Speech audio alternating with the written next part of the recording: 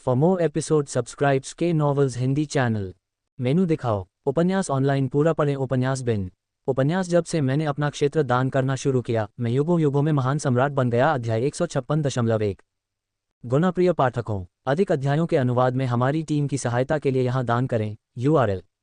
जब से मैंने अपना क्षेत्र दान करना शुरू किया, मैं युगों युगों में महान सम्राट बन गया।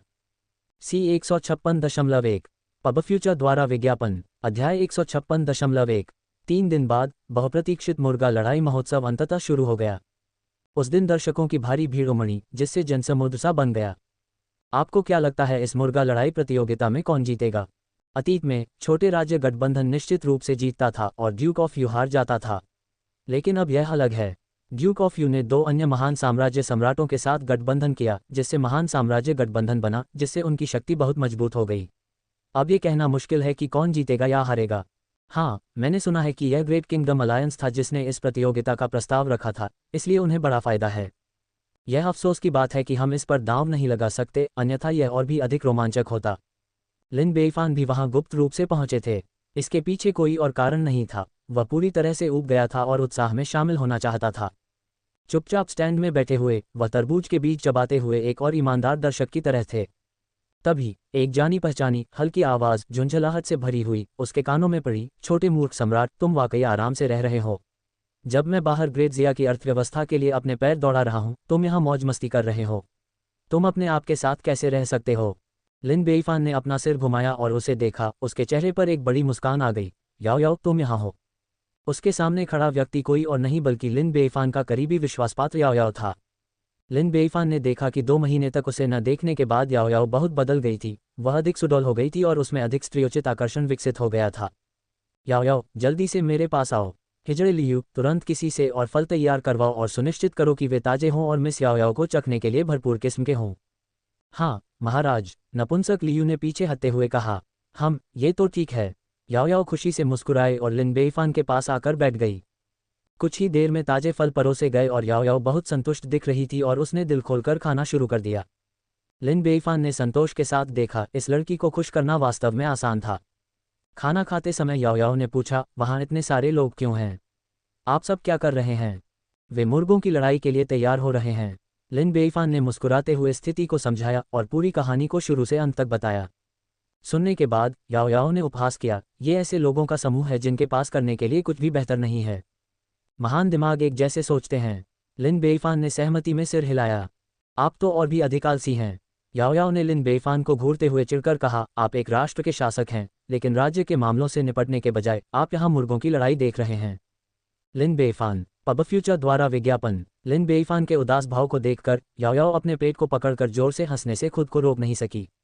लिन बेइफान ने गंभीरता से सोचा, क्या होगा अगर मैं भी लड़ने के लिए एक मुर्गी ले आऊं? इस तरह मैं अब इतना आलसी नहीं रहूंगा। याओ याओ, खांसी खांसी। उसने जो फल निगला था वह उसके गले में अटक गया। याओ याओ ने झुंझलाहट के साथ लिन बेइफान को घूरते हुए इसे थूक दिया, फिर अपने नाजुक जैद जैसे हाथ को आगे बढ़ाया। लिन बेइफान, ओह ओह ओह। अपनी भड़ास निकालने के बाद याओ याओ ने अपने हाथ रगड़े और कहा, छोटे मूर्ख सम्राट, मैंने सुना है कि तुमने 3 देशों से पैसे लूटे हैं और करोड़ों टन चांदी बनाई है। अब हम अच्छे दोस्त हैं।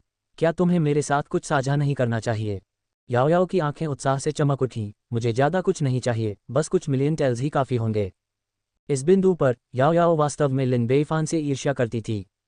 उसने बाहर बहुत मेहनत की थी और ज़्यादा चांदी नहीं कमा पाई थी, लेकिन लिन बेइफान ने बिना कहीं जाए आसानी से करोड़ों कमा लिए थे। ये बहुत ही क्रोधित करने वाली बात है कि कैसे कुछ लोगों को ही सारा भाग्य मिल जाता है। इसलिए आज उसने उसका एक अच्छा टुकड़ा लेने का निश्चय कर लिया था, अन्यथा उसे चैन नहीं पड़ता। लिन बेइफान ने गहरी सांस ली। उसकी आवाज़ चिंता से भरी हुई थी। याओ याओ, मुझसे पैसों के बारे में बात मत करो। जैसे ही मैं इसके बारे में सुनता हूँ मुझे गुस्सा आ जाता है। याओ याओ को कुछ आश्चर्य हुआ, तुमने इतना पैसा कमाया है, तुम बिल्कुल भी खुश क्यों नहीं दिखती? लिन बेइफान ने पूछा, क्या आपको लगता है कि पैसा होने का मतलब खुश रहना है ना? याओ याओ ने प्रतिवाद किया, बिल्कुल नहीं। लिन बेइफान ने चिल्लाते हुए कहा, हालांकि अब मेरे पास पैसे हैं, लेकिन मैंने अपनी सारी चिंताएं खो दी हैं। मैं अब किसी भी चीज़ के बारे में चिंता नहीं कर सकता और हर दिन हमेशा मुस्कुराहट के साथ उठता हूँ। क्या आप जानते हैं कि मेरे दिल में कितना दर्द है? याओ याओ ने खून थूका, अफट। ये बहुत दर्दनाक है, मैं सच में पीड़ा में हूँ। लिन बेइफान ने दिल दहला देने वाली भावना के साथ कहा, मैं कितनी देर तक रोना चाहती हूँ लेकिन आंसू नहीं आते। हर बार जब मैं रोने की कगार पर होती हूँ तो मैं कमरे में भरे हुए सोने और जवाहरात को देखती हूँ और तुरंत ठीक हो जाती हूँ। याओ याओ ने एक बार फिर खून थूका। उफ, याओ याओ, कभी कभी मुझे सचमुच तुमसे ईर्ष्या होती है। मुझसे ईर्ष्या? याओ याओ हैरान थी। हाँ, पब फ्यूचर द्वारा विज्ञापन। लिन बेइफान ने ईर्ष्या से भरी आवाज में कहा, मैं जीवन की मिठास और कड़वाहट का स्वाद चखने की तुम्हारी क्षमता से ईर्ष्या करता हूँ, स्वतंत्र रूप से पैसा कमाने की, इस जीवन को व्यर्थ न जीने की। हो सकता है कि तुम अभी पैसे से वंचित हो, लेकिन तुम आत्मा से समृद्ध हो, जबकि मेरे पास पैसे और खुशी के अलावा कुछ भी नहीं है। याओ याओ ने तीसरी बार खून थूका। उफ, याओ याओ, मैं बहुत हो गया, बात करना बंद करो। याओ याओ ने गुस्से में कहा, मैं अच्छे मूड में थी, लेकिन अब तुमने मुझे इतना परेशान कर दिया है कि मैं किसी को मारना चाहती हूँ। मैं अभी तुम्हारा गला घोंट दूंगी और तुम्हें दर्द का अनुभव कराऊंगी। लिन बेइफान। ओह ओह ओह। इसी समय मुर्गों की लड़ाई की प्रतियोगिता शुरू हो गई और जोरदार जयकारे गूंज उठे। याओ याओ लिन बेइफान से कोई पैसा ठगने में सफल नहीं हुई, जिससे वह कुछ उदास महसूस करने लगी। लेकिन कुछ ही दूरी पर मुर्गों की लड़ाई की प्रतियोगिता देखकर उसके दिमाग में एक विचार आया और वह मुस्कुरा कर बोली, छोटे मूर्ख सम्राट, अभी तो हम बोर हो रहे हैं, क्यों ना हम कुछ दांव लगा लें। तुम क्या कहते हो? किस तरह का दांव, किस बात पर दांव? लिन बेइफान ने पूछा। चलो मुर्गों की लड़ाई पर शर्त लगाते हैं। याओ याओ ने नीचे मुर्गों की लड़ाई प्रतियोगिता की ओर इशारा करते हुए कहा, प्रतियोगिता 5 राउंड में से सर्वश्रेष्ठ है। प्रत्येक राउंड के परिणाम पर दांव लगाओ। हारने वाला विजेता को 1 मिलियन टेल चांदी देता है। आप क्या सोचते हैं? लिन बेइफान ने अपना सिर हिलाया। कोई शर्त नहीं। याओ याओ हैरान थी, शर्त क्यों नहीं लगाए? हम ग्रेट जिया में जुआ खेलने पर प्रतिबंध लगाते हैं और राष्ट्र के शासक के रूप में मुझे उदाहरण के रूप में नेतृत्व करना चाहिए। लिन बेइफान ने सही ढंग से घोषणा की। इसे काट दें। याओ याओ पहले ही लिन बेइफान के सामने कूद चुकी थी, उसका छोटा हाथ कुशलता से लिन बेइफान की कमर पर चुटकी काट रहा था और उसने भयंकर धमकी दी, मैं अब आपसे पूछ रही हूँ, क्या आप शर्त लगाते हैं या नहीं? ठीक है, ठीक है, मैं इस पागलपन में आपके साथ शामिल हो जाऊंगा। लिन बेइफान ने नरमी दिखाए। ये तो ठीक है। याओ याओ मुस्कुराया। महिलाएं पहले, आप ये कहा। याओ याओ की बड़ी आंखों में खुशी की चमक चमक उठी जब उसने अखाड़े में 2 मुर्गों को भयंकर लड़ाई करते देखा। कुछ विश्लेषण के बाद उसने घोषणा की, मैं ग्रेट किंगडम गठबंधन पर दांव लगा रही हूँ। तो फिर मैं छोटे राज्य गठबंधन पर दांव लगाऊंगा। लिन बेइफान ने प्रसन्नतापूर्वक कहा। हम्फ, अगर तुम हार गए तो शर्त पर आगे बढ़ने की हिम्मत मत करना। याओ याओ ने अपनी नाक सिकोड़ ली। मुझे आपके वेलशिंग के बारे में अधिक चिंता है। लिन बेइफान ने हंसते हुए कहा। पब फ्यूचर द्वारा विज्ञापन। मैं, याओ याओ, ऐसा काम कभी नहीं करूंगी। इस समय 2 मुर्गे अखाड़े में घमासान लड़ाई में लगे हुए थे, ऐसे लड़ रहे थे मानो उनका जीवन उस पर निर्भर हो। अखाड़े के चारों ओर कई सम्राट अपनी टीमों का प्रतिनिधित्व करने वाले मुर्गों का उत्साहवर्धन करते हुए जोर जोर से चिल्ला रहे थे। केवल महांश सम्राट शांत और संयमित रहे और मुस्कुराते हुए चाय पीते हुए बोले, बड़े भाई, तीसरे भाई, चिंता करने की कोई जरूरत नहीं है, हम इस दौर को जीतने के लिए निश्चित हैं। सचमुच? दूसरे भाई, महान यू और महान झू, दोनों सम्राटों ने अपना सिर घुमा लिया। क्या तुम्हें अब भी मेरी योग्यताओं पर संदेह है? महांश सम्राट ने गर्व से कहा। महांश साम्राज्य में मुर्गों की लड़ाई का क्रेज मेरे नेतृत्व में था। इसलिए जब मुर्गों की लड़ाई के क्षेत्र की बात आती है तो अगर मैं खुद को दूसरे स्थान पर मानता हूं तो कोई भी पहले स्थान का दावा करने की हिम्मत नहीं करेगा। इस राउंड को देखते हुए मैंने जो मुर्गा चुना है वह ज्यादा ताकतवर और ज्यादा आक्रामक है। जीत का फैसला एक कप चाय खत्म करने में लगने वाले समय से भी कम समय में हो जाएगा, इसलिए बस इंतजार करें और देखें। 1 कप चाय पीने में लगने वाला समय जल्दी ही बीत गया। छोटे साम्राज्य गठबंधन का मुर्गा धीरे धीरे अपनी ताकत खो रहा था, जबकि बड़े साम्राज्य गठबंधन का मुर्गा लड़ाई के आगे बढ़ने के साथ साथ मजबूत होता दिख रहा था और परिणाम बिल्कुल स्पष्ट होता जा रहा था। याओ याओ उत्साहित हो रही थी। छोटे मूर्ख सम्राट, मैं ये राउंड जीतने जा रही हूँ। पैसे चुकाओ। कोई जल्दी नहीं, कोई हड़बड़ी नहीं, चलो इंतजार करते हैं और देखते हैं। लिन बेइफान ने शांति से कहा, जैसे उसने अपनी चाय की चुस्की ली हो, लापरवाही से अपना हाथ हिलाया हो। एक लगभग अगोचर तलवार क्यूई साम्राज्य सैंडबॉक्स से गुजरी और ग्रेट किंगडम गठबंधन के मुर्गे के दिल पर लगी। तभी मुर्गे ने अपने पैर पटक दिए और अचानक वह स्थिर खड़ा भी नहीं रह सका। छोटे राज्य गठबंधन के मुर्गे ने अवसर को पहचान लिया और तुरंत ही पूरे जोश के साथ आगे बढ़ गया। एक क्षण से भी कम समय में ग्रेट किंगडम एलायंस के मुर्गे को काटकर मार दिया गया। लिन बेइफान ने अचंभित याओ याओ को देखते हुए चालाकी से मुस्कुराते हुए कहा, ऐसा लगता है कि मैं जीत गया हूँ। याओ याओ ने चौंक कर कहा, ये कैसे हार सकता है? इसका कोई कारण ही नहीं है। इतने सारे सवाल क्यों? जुआ खेलना स्वाभाविक रूप से जोखिम भरा है, जिसमें हारने की संभावना बहुत ज्यादा होती है। आप कभी भी यह अनुमान नहीं लगा सकते कि भविष्य में क्या होने वाला है। लिन बेइफान ने उंगली उठाई। पैसे सौंप दो, 1 मिलियन टेल चांदी। जल्दी मत करो, अभी 4 राउंड बाकी हैं। बेटिंग खत्म होने के बाद बात करते हैं। जैसा आप चाहें। लिन बेईफान ने हल्की मुस्कान के साथ कहा। दूसरे राउंड में मैं निश्चित रूप से फिर से नहीं हारूंगी, याओ याओ ने साहस और आत्मविश्वास के साथ घोषणा की। उस स्थिति में आप पहले चुन सकते हैं, लिन बेईफान ने आमंत्रित करते हुए इशारा किया। चूंकि तुम इतने उदार हो इसलिए मैं पीछे नहीं हटूंगा। याओ याओ ने दोनों पक्षों की मुर्गियों को ध्यान से देखा और अंततः ग्रेट किंगडम गठबंधन पर दांव लगाने का फैसला किया। स्वाभाविक रूप से लिन बेईफान ने लघु साम्राज्य गठबंधन पर अपना दांव लगाया। तारांकन तारांकन तारांकन डैनी एन द्वारा प्रायोजित अध्याय 49/75 हम वर्तमान में भर्ती कर रहे हैं। CNKR-JP मेनू दिखाओ। उपन्यास ऑनलाइन पूरा पढ़ें। उपन्यास बिन उपन्यास जब से मैंने अपना क्षेत्र दान करना शुरू किया मैं युगों युगों में महान सम्राट बन गया। अध्याय 156.2 गुना प्रिय पाठकों, अधिक अध्यायों के अनुवाद में हमारी टीम की सहायता के लिए यहाँ दान करें। URL जब से मैंने अपना क्षेत्र दान करना शुरू किया मैं युगों युगों में महान सम्राट बन गया। C156.2 पब फ्यूचर द्वारा विज्ञापन। अध्याय 156.2 मुर्गों की लड़ाई प्रतियोगिता का दूसरा दौर शीघ्र ही शुरू हो गया और एक बार फिर सभी उत्साहित हो गए। केवल महानश सम्राट शांत रहे, अपनी चाय की चुस्की लेते हुए और अहंकार के भाव के साथ बोले, बड़े भाई और तीसरे भाई, शांत रहो, अपना दिल शांत रखो, हम इस दौर को जीतने के लिए निश्चित हैं।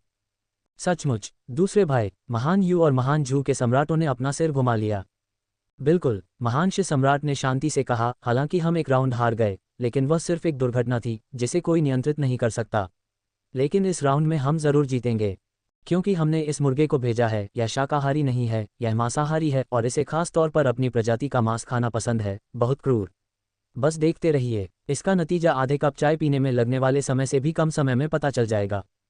दूसरे भाई, मुझे तुम पर विश्वास है, दोनों सम्राटों ने एक स्वर में कहा। चाय का आधा कप पीने में लगा समय जल्दी ही बीत गया और नतीजा साफ हो गया। ग्रेट किंगडम एलायंस के मुर्गे ने दूसरे मुर्गे को इतना काट लिया कि वह जख्मों से भर गया कि उसे एक महत्वपूर्ण बढ़त मिल गई। याओ याओ गर्व से हंसने लगी, इस राउंड में मैं निश्चित रूप से जीतूंगी। यह जरूरी नहीं है कि मामला ऐसा ही हो। लिन बेईफान थोड़ा मुस्कुराया और एक बार फिर उसने गुप्त रूप से धोखा दिया।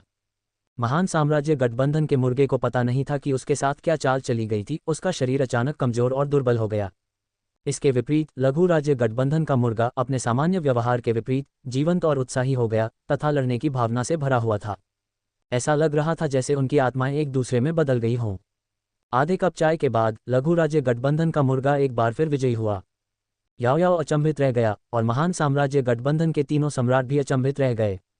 केवल लिन बेईफान विजयी हंसी में फट गया। याओ याओ, मैंने फिर से जीत लिया, भुगतान करें। याओ याओ ने चिंतित होकर कहा, वह मुर्गा कैसे हार सकता है? वह स्पष्ट रूप से बहुत शक्तिशाली था, लेकिन अंत में वह कमजोर पड़ गया। मजबूत दिखने का क्या फायदा? नर जानवरों के लिए सबसे महत्वपूर्ण चीज है सहनशक्ति। पब फ्यूचर द्वारा विज्ञापन। लिन बेईफान ने अपनी राय साझा की, उस मुर्गे के बड़े रूप से मूर्ख मत बनो, ये वास्तव में दिखावा है और इसमें कोई सार नहीं है। यह एक असली लड़ाकू मुर्गे के सामने लड़खड़ा जाएगा। मैं उस अंधविश्वास पर विश्वास करने से इनकार करता हूँ। मुझे तीसरा राउंड जीतना ही होगा। प्रतियोगिता का तीसरा राउंड शीघ्र ही शुरू हो गया। एक बार फिर लिन बेईफान ने उदारतापूर्वक याओ याओ को पहले चुनने की पेशकश की। याओ याओ ने इस अवसर का लाभ उठाने से परहेज नहीं किया। यदि वह ये राउंड हार जाती तो उसे मूर्ख सम्राट को कुल 3 मिलियन टेल चांदी देनी पड़ती। यदि वह अंतिम 2 राउंड भी जीत जाती तो भी वह 10 लाख टन चांदी से पीछे रह जाती।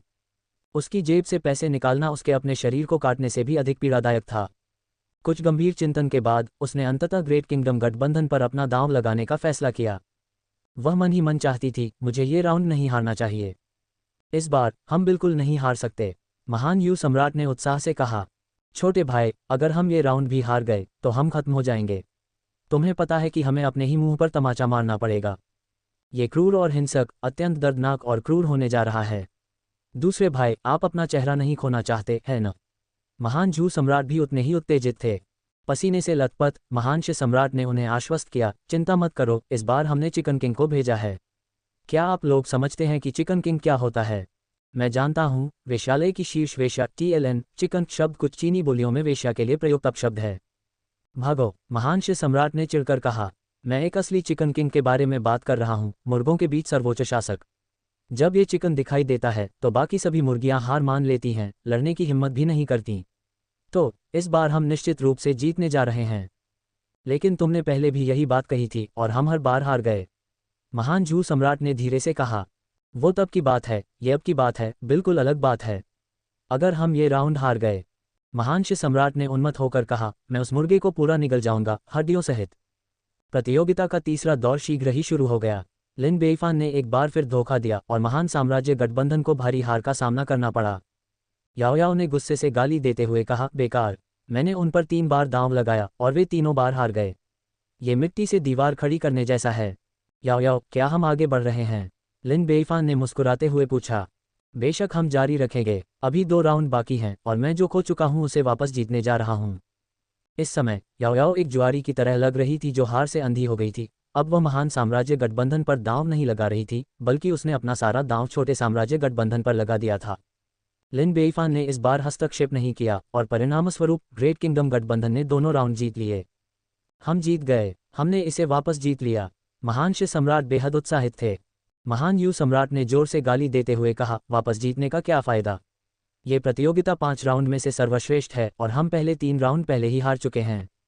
हम पूरा मैच पूरी तरह से हार चुके हैं। मुझे तुम पर कभी भरोसा नहीं करना चाहिए था, मुझे इसका बहुत अफसोस है। महान जू सम्राट ने अत्यधिक अफसोस के साथ कहा। छोटे राज्य गठबंधन के चारों सम्राट गर्व से भरे हुए आगे बढ़े। ये द्वंद्व युद्ध, आपने इसे कहा।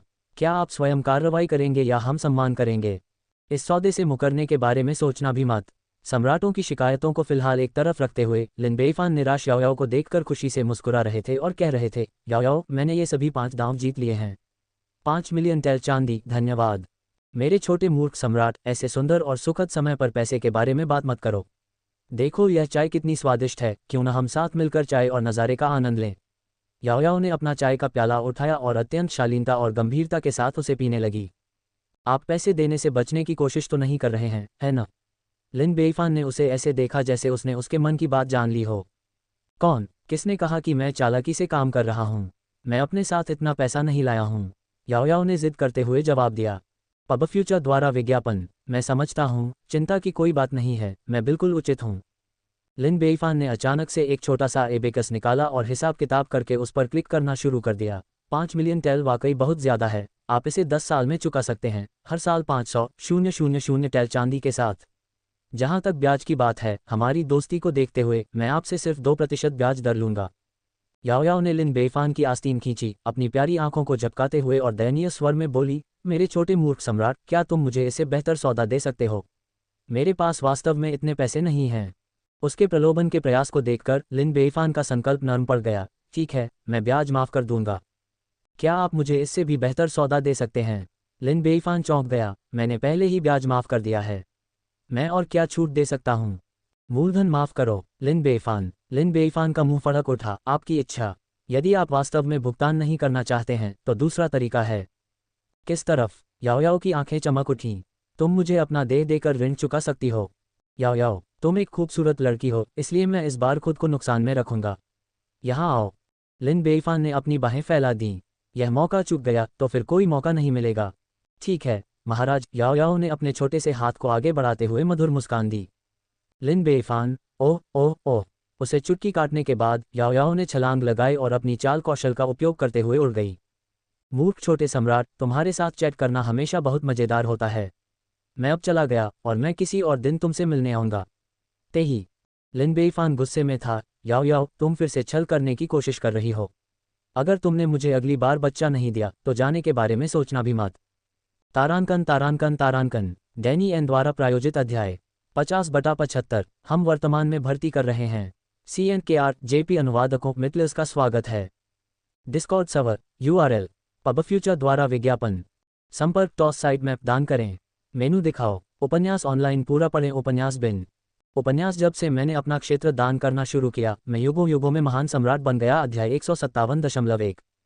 गुणप्रिय पाठकों, अधिक अध्यायों के अनुवाद में हमारी टीम की सहायता के लिए यहाँ दान करें। URL। जब से मैंने अपना क्षेत्र दान करना शुरू किया, मैं युगों युगों में महान सम्राट बन गया। C 157.1 ads by pub future. अध्याय 157.1। 1 महीने से ज़्यादा समय बीतने के बाद आखिरकार साल खत्म हो गया। 6 मंत्रालयों और 9 मंत्रियों ने अन्य विभागों के अलावा पिछले साल के अपने काम के बारे में लिन बेइफान को रिपोर्ट दी। उन्होंने इस वर्ष की उपलब्धियों का सारांश प्रस्तुत किया तथा भविष्य की परिकल्पना प्रस्तुत की। अंत में हेशियन की बारी आई। वह अधिकांश काम के लिए जिम्मेदार था और रिपोर्ट का मुख्य आकर्षण बन गया। महामहिम को सूचित करते हुए कहा गया कि आपके बुद्धिमान नेतृत्व में सभी कार्य तेजी से आगे बढ़े हैं। कृषि के क्षेत्र में हमने लगभग 4 मिलियन नागरिकों को भूमि साफ करने और खेती करने के लिए संगठित किया। आज तक 750,000 वर्ग मील भूमि को पुनः प्राप्त किया गया है और उस पर फसलें उगाई गई हैं। इस साल हमारा अनाज उत्पादन आश्चर्यजनक रूप से XXKT तक पहुंच गया है, जो पूरे देश में 20 मिलियन लोगों को खिलाने के लिए पर्याप्त से अधिक है। अगर हमारी आबादी में 5 मिलियन की और वृद्धि हो जाए तो भी इससे कोई समस्या नहीं होगी। अगले वर्ष हम अपनी भूमि सुधार परियोजनाओं को आगे बढ़ाना जारी रखेंगे और अधिक भूमि पर अधिक फसलें उगाएंगे, अधिक नागरिकों को भूख से मुक्त रखेंगे तथा ये सुनिश्चित करेंगे कि हमारे महान ज़िया को कभी भी खाद्यान्न की कमी की चिंता न करनी पड़े। आवास के मामले में इस साल हमने कुल 900,000 कंक्रीट घर बनाए हैं, जो पिछले साल से 50% से अधिक की वृद्धि है। अब तक हमने 1.5 मिलियन कंक्रीट घर बनाए हैं, जिससे लगभग 5 मिलियन लोगों की आवास समस्या हल हो गई है। निकट भविष्य में हमारे ग्रेट ज़िया में हर किसी के लिए घर कहलाने वाली जगह होना कोई समस्या नहीं रह जाएगी। कपड़ा उद्योग में वर्तमान में 4 मिलियन महिलाएं श्रम में लगी हुई हैं और उनके द्वारा बुना गया कपड़ा अनगिनत घरों तक पहुंच चुका है, जिससे अनिवार्य रूप से सभी के लिए वस्त्र का लक्ष्य प्राप्त हो गया है। खनन क्षेत्र में हमने लगभग 2 मिलियन आम लोगों को खनन के लिए संगठित किया है और उनके द्वारा निकाले गए खनिज संसाधनों की विविधता बहुत बड़ी है, जिसका कुल मूल्य 18 मिलियन टेल तक पहुंचता है। हमारे संसाधन भी चिंता मुक्त हैं। सड़क निर्माण के मामले में उपलब्धियां बहुत महत्वपूर्ण हैं, क्योंकि हमारे ग्रेट ज़िया के सभी प्रमुख शहर अब कंक्रीट की सड़कों से पूरी तरह से जुड़े हुए हैं, जिससे प्रमुख शहरों के बीच संचार और परिवहन की सुविधा न केवल तेज हो गई है बल्कि अधिक लागत प्रभावी भी है। प्रयोग करने के बाद सीमेंट सड़कों के माध्यम से माल परिवहन की गति 50% से अधिक बढ़ गई है, जबकि परिवहन लागत 50% कम हो गई है। व्यापक सीमेंट सड़कों ने ग्रेट ज़िया की बढ़ती अर्थव्यवस्था की नींव रखी है। जहाज निर्माण के संदर्भ में हमने अब तक 82 जहाज बनाए हैं, जिन्हें सफलतापूर्वक जलावतरित किया जा चुका है तथा उन्होंने अपनी सेवा शुरू कर दी है, जो महामहिम द्वारा सौंपे गए कार्य को पूरा कर रहा है। महामहिम वर्तमान में हमारे देश के लगभग 20 मिलियन नागरिकों में से आधे से अधिक को गरीबी से बाहर निकाल लिया गया है। हेशेन ने एक एक करके प्रत्येक उपलब्धि की रिपोर्ट दी और यह कहा जा सकता है कि परिणाम बहुत महत्वपूर्ण थे। ये सुनकर सभी नागरिक और सैन्य अधिकारी आश्चर्यचकित हो गए। इनमें से प्रत्येक उपलब्धि एक चमत्कार थी। यहाँ तक कि प्रचंड राष्ट्रीय शक्ति वाले राजवंश भी इतने कम समय में ऐसा आर्थिक चमत्कार नहीं कर सके। ये केवल उनके महामहिम द्वारा ही संभव हो सका है, क्योंकि वे निवेश की लागत की परवाह नहीं करते हैं। नहीं, इसे दैवी कृत्य कहा जाना चाहिए। हेशेन्स की रिपोर्ट सुनने के बाद लिन बेइफान ने सिर हिलाया। यद्यपि इसमें कुछ अतिशयोक्ति थी, फिर भी समग्र रिपोर्ट बहुत अधिक गलत नहीं थी। वास्तव में लिन बेइफान ने जो कार्य निर्धारित किए थे वे काफ़ी कठिन थे और पैसे के साथ भी वे प्राप्त करने योग्य नहीं थे, लेकिन हेशेन ने उन सभी को पूरा कर लिया था। अरे, वह सचमुच प्रतिभाशाली है।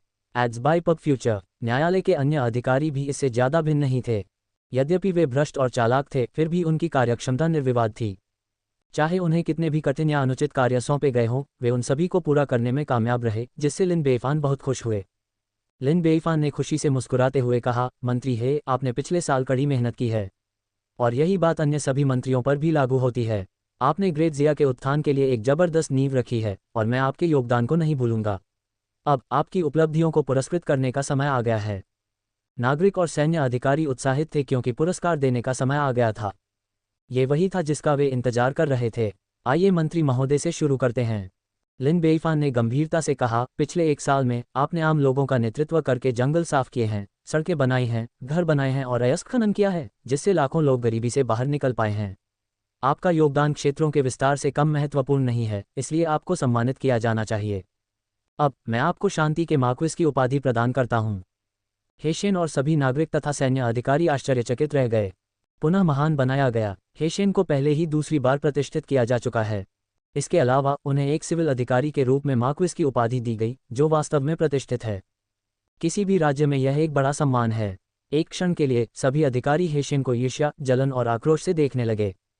ये दृश्य देखकर लिन बेइफान मन ही मन मुस्कुराया। ऐसा करने का कारण ये था कि वह हेशेन को एक उदाहरण के रूप में स्थापित करना चाहता था, ताकि उन नागरिक अधिकारियों को बता सके कि भले ही वे युद्ध में नहीं गए, फिर भी यदि वे अपने पदों पर बड़ी सफलता प्राप्त करते हैं तो उन्हें महान बनाया जा सकता है। क्या इससे उन्हें काम करने की अधिक प्रेरणा नहीं मिलेगी? हेशेन बहुत खुश हुआ और ऊंचे स्वर में बोला, महाराज, आपकी महान दयालुता के लिए धन्यवाद। मुझे धन्यवाद देने में जल्दबाजी मत करो। मेरे पास तुम्हारे लिए एक और बढ़िया उपहार है। हेशेन ने उत्सुकता से पूछा, ये कैसा बढ़िया उपहार है, महाराज? लिन बेइफान ने अपना हाथ धीरे से हिलाया, इसे आगे लाओ। एक युवा हिजड़े ने एक सुंदर ढंग से तैयार किया हुआ जेड बक्सा लाया। इसे खोलने पर अंदर कुछ ऐसा था जो बिल्कुल आंख की पुतली जैसा दिख रहा था। हेशेंस की पुतलियां चौंक कर सिकुड़ गईं जब उसने वह वस्तु देखी। ये 9 आंखों वाले सफ़ेद जैड कमल फली का बीज है। Ads by pub future. Lin Beifan ने हंसते हुए कहा, यह एक ऐसा खजाना है जिसे पाने का सपना नदियों और झीलों के लोग देखते हैं। ये घायलों को ठीक करता है, स्वस्थ लोगों की ताकत बढ़ाता है और यहाँ तक कि जीवन को लंबा करने का भी प्रभाव डालता है। मंत्री जी, अपनी वर्तमान प्रथम श्रेणी की क्षमताओं के साथ आपको इस कमल के बीज का सेवन करने के बाद सहज स्तर तक पहुंचने में सक्षम होना चाहिए। हेशेन को पता था कि शाही दरबार के पास ये खजाना है, लेकिन उसने कभी इस पर लालच नहीं किया। एक सिविल अधिकारी के रूप में जिसे युद्ध में नहीं जाना था, इस कमल के बीज का सेवन करना कुछ हद तक बेकार लग रहा था। हेशेन ने पूछा, महामहिम ने मुझे इतना महत्वपूर्ण कमल का बीज क्यों दिया? लिन बेईफान ने मुस्कुराते हुए डांटा, क्योंकि तुम मेरे कामों में लगातार व्यस्त रहे हो, तुम्हारे पास आराम करने का समय ही नहीं है।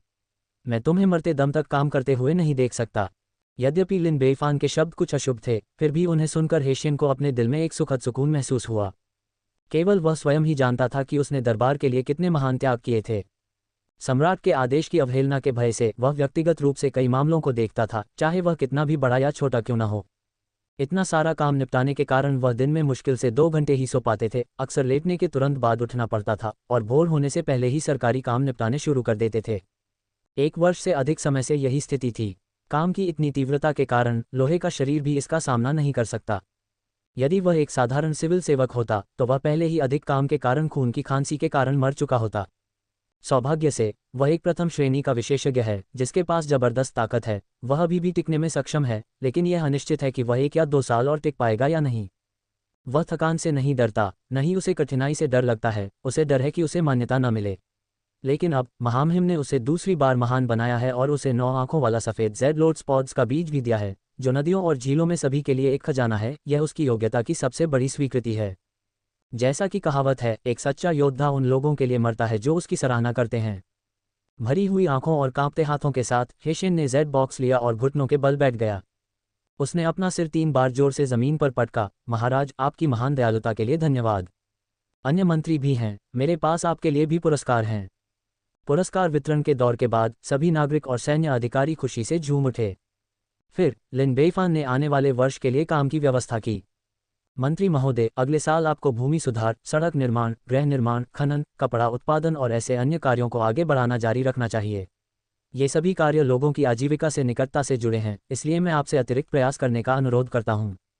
हेशेन ने ऊंची आवाज में घोषणा की, आपका विनम्र सेवक इस आदेश का पालन करता है। काओ काओ, मंत्री काओ, लिन बेईफान ने पुकारा। आपका विनम्र सेवक उपस्थित है। काओ काओ खड़ा हो गया। इस साल आपके द्वारा आयोजित सैन्य अकादमी असाधारण रूप से उत्कृष्ट थी, इसलिए हम अगले साल अपने जमीनी स्तर के अधिकारियों को पोषित करने के लिए एक और वर्ग शुरू करेंगे, जिससे हमारे महान जिया को और भी अधिक प्रतिभाशाली जनरलों का अधिकार मिल सके। जैसी आपकी आज्ञा महाराज। काओ काओ ने आदेश स्वीकार कर लिया। Ads by pub future. इसके अलावा हम कल अपनी सेना का आकार बढ़ाएंगे, इसलिए आप मेरे लिए सैनिकों की भर्ती करना जारी रखेंगे। महाराज, कितने सैनिकों की भर्ती की जानी चाहिए? काओ काओ ने पूछा। लिन बेईफान ने एक उंगली उठाई। कम से कम 10 लाख। पूरा हॉल आश्चर्य से गूंज उठा। 1 मिलियन, और यह बहुत कम से कम है। महाराज, ये तो राजवंशों के बराबर है। केवल एक राजवंश ही इतनी विशाल सेना जुटा सकता है, और केवल एक राजवंश ही इस पैमाने की सेना को बनाए रखने का जोखिम उठा सकता है। वर्तमान दरबार के सैन्य अधिकारी और जनरल सभी उत्साह से भर गए। महामहिम सैनिकों की भर्ती करते हैं, इससे सबसे अधिक लाभ किसे होता है? बेशक, ये वे हैं। अधिक सैनिकों के साथ उनकी शक्ति बढ़ती है और साथ ही खुद को अलग करने के अवसर भी बढ़ते हैं। काओ काओ ने ऊंची आवाज में जवाब दिया, आपका विनम्र सेवक आदेश का पालन करता है। ली लिनफू, मंत्री ली, आपका विनम्र सेवक उपस्थित है। ली लिनफू खड़ा हो गया। ग्रेट जिया के तेजी से विकास के कारण जनसंख्या और क्षेत्र लगभग 2 गुना हो गया है और मामले कई गुना बढ़ गए हैं। मुझे देश की सेवा करने के लिए और अधिक प्रतिभाशाली व्यक्तियों की आवश्यकता है। इसलिए अगले साल आप एक और शाही परीक्षा आयोजित करेंगे। नागरिक और सैन्य अधिकारी सभी चौंक गए। महामहिम ने एक बार फिर शाही परीक्षा शुरू कर दी थी, लेकिन विचार करने पर यह बिल्कुल सामान्य बात लगी। आखिरकार ग्रेट जिया इतनी तेजी से विकसित हुआ था कि घरेलू अधिकारियों की संख्या देश की बढ़ती जरूरतों को पूरा करने में असमर्थ थी। कई लोग बिना रुके काम कर रहे थे, इसलिए भर्ती जारी रखने की आवश्यकता थी। आपके विनम्र सेवक को यह आदेश प्राप्त हो गया है। ली लिनफू ने ऊंची आवाज में घोषणा की। इसके अलावा पिछले वर्ष के परम आनंद भोज में भी आपने अच्छा प्रदर्शन किया था। लिन बेईफान ने मुस्कुराते हुए कहा, नया साल आ रहा है। नागरिक और सैन्य अधिकारियों को पुरस्कृत करने के लिए परम आनंद का एक और भोज आयोजित करें। हाँ महाराज। इसके बाद लिन बेइफान ने अधिकारियों की नियुक्ति और आगामी वर्ष के लिए कार्य की व्यवस्था जारी रखी तथा सभी को तैयार रहने का निर्देश दिया। तारांकन तारांकन तारांकन डैनी एन द्वारा प्रायोजित अध्याय 51/75 हम वर्तमान में भर्ती कर रहे हैं। CNKR JP अनुवादकों मित्लर्स का स्वागत है। Discord server URL ads by pub future. संपर्क टॉस साइट मैप दान करें मेनू दिखाओ। उपन्यास ऑनलाइन पूरा पढ़ें। उपन्यास बिन उपन्यास जब से मैंने अपना क्षेत्र दान करना शुरू किया मैं युगों युगों में महान सम्राट बन गया। अध्याय 157.2 गुणप्रिय पाठकों, अधिक अध्यायों के अनुवाद में हमारी टीम की सहायता के लिए यहाँ दान करें। URL जब से मैंने अपना क्षेत्र दान करना शुरू किया मैं युगों युगों में महान सम्राट बन गया। C 157.2 ads by pub future. अध्याय 157.2 इस प्रकार कई दिन बीत गए और नया साल नजदीक आ गया तथा उत्सव का माहौल और भी गहरा होता गया। लिन बेइफान ने पिछले वर्षों की तरह राष्ट्रीय अवकाश की घोषणा की, जिसमें चंद्र वर्ष के पहले दिन से 15वें दिन तक 15 दिन का अवकाश दिया जाएगा ताकि सभी लोग अच्छी तरह आराम कर सकें। विश्राम के बाद वे पुनः उत्साहित होकर महान जिया राष्ट्र का निर्माण करने के लिए वापस लौटेंगे। यद्यपि छुट्टियां आधे महीने तक चलती थीं, फिर भी वेतन का भुगतान सामान्य रूप से किया जाता था ताकि यह सुनिश्चित किया जा सके कि हर कोई नए साल का आनंद ले सके। यह नए साल का लाल लिफाफा था जो लिन बेइफान ने देश के आम लोगों को दिया था। हमारे प्रभु को उनकी कृपा के लिए धन्यवाद। सम्राट अमर रहें, लोगों ने खुशी से चिल्लाया। पिछले वर्ष के दौरान ग्रेट जिया स्पष्ट रूप से मजबूत हुई है तथा उनके जीवन में भी सुधार हुआ है। ग्रेट जिया के साथ पहचान की भावना मजबूत हो रही है और लिन बेइफान के लिए प्रशंसा बढ़ रही है। वे ग्रेट जिया के बेहतर से बेहतर होने की उम्मीद कर रहे हैं और उन्हें उम्मीद है कि लिन बेइफान हमेशा के लिए सिंहासन पर बने रहेंगे। केवल इसी तरीके से वे वर्तमान में जिस अच्छे जीवन का आनंद ले रहे हैं उसे जारी रख सकते हैं। लोग नए साल के लिए सामान खरीदने, रोशनी और रंगों से सजावट करने में जुट गए हैं और नए साल का स्वागत करने के लिए तैयार हैं। इस समय न्यायालय और आम लोगों के बीच एक आश्चर्यजनक मौन सहमति बन गई है। अगर कोई ज़रूरी काम न हो तो उसे निपटाने की कोशिश न करें। सबसे पहले नए साल के जश्न का मजा लें। छुट्टियों के बाद हम बाकी सब बातों पर बात कर सकते हैं। लिन बेइफान भी अपने आप को फुर्सत में पाता था, हर दिन विलासिता में लिप्त रहता था, सरकारी मामलों पर ध्यान नहीं देता था। कुछ दिन बीते और नववर्ष का दिन, चंद्र वर्ष का पहला दिन आ गया। देश भर में आम लोग पहले से ही छुट्टियों पर थे, रिश्तेदारों से मिलने और उन्हें नववर्ष की शुभकामनाएं देने के लिए जा रहे थे, लेकिन शाही दरबार को अभी भी एक भव्य सभा आयोजित करनी थी। यह एक परंपरा थी। इस दिन नागरिक और सैन्य अधिकारी लिन बेइफान को अपने नए साल का सम्मान देते थे, जो अधिकारियों को पुरस्कृत करने और संप्रभु और उनके विषयों के बीच संबंधों को मजबूत करने के लिए एक भोज का आयोजन करते थे। Ads by pub future. उस दिन शाही पोशाक पहने लिन बेइफान सिंहासन पर बैठे और नागरिक तथा सैन्य अधिकारियों ने बारी बारी से उन्हें नववर्ष की शुभकामनाएं दीं। दोनों मुख्यमंत्री शियाओ लियांग और चाई युलांग एक साथ पहुंचे। वे अपने हाथों में एक बड़ी पेंटिंग लिए हुए थे, उनके चेहरे पर मुस्कान थी। महाराज, हम आपको नववर्ष की शुभकामनाएं देने आए हैं। लिन बेइफान ने अपना सिर हिलाया। यह उचित नहीं है। हमेशा से युवा पीढ़ी ही नए साल के दौरान अपने बड़ों को सम्मान देती रही है। आप मेरे चाचा हैं, आप मुझे सम्मान कैसे दे सकते हैं? जियाओ गोलियांग ने धीरे से अपना सिर हिलाया, मुस्कुराते हुए कहा, महाराज, हालांकि हम आपके बड़े हैं, लेकिन हम आपकी प्रजा भी हैं।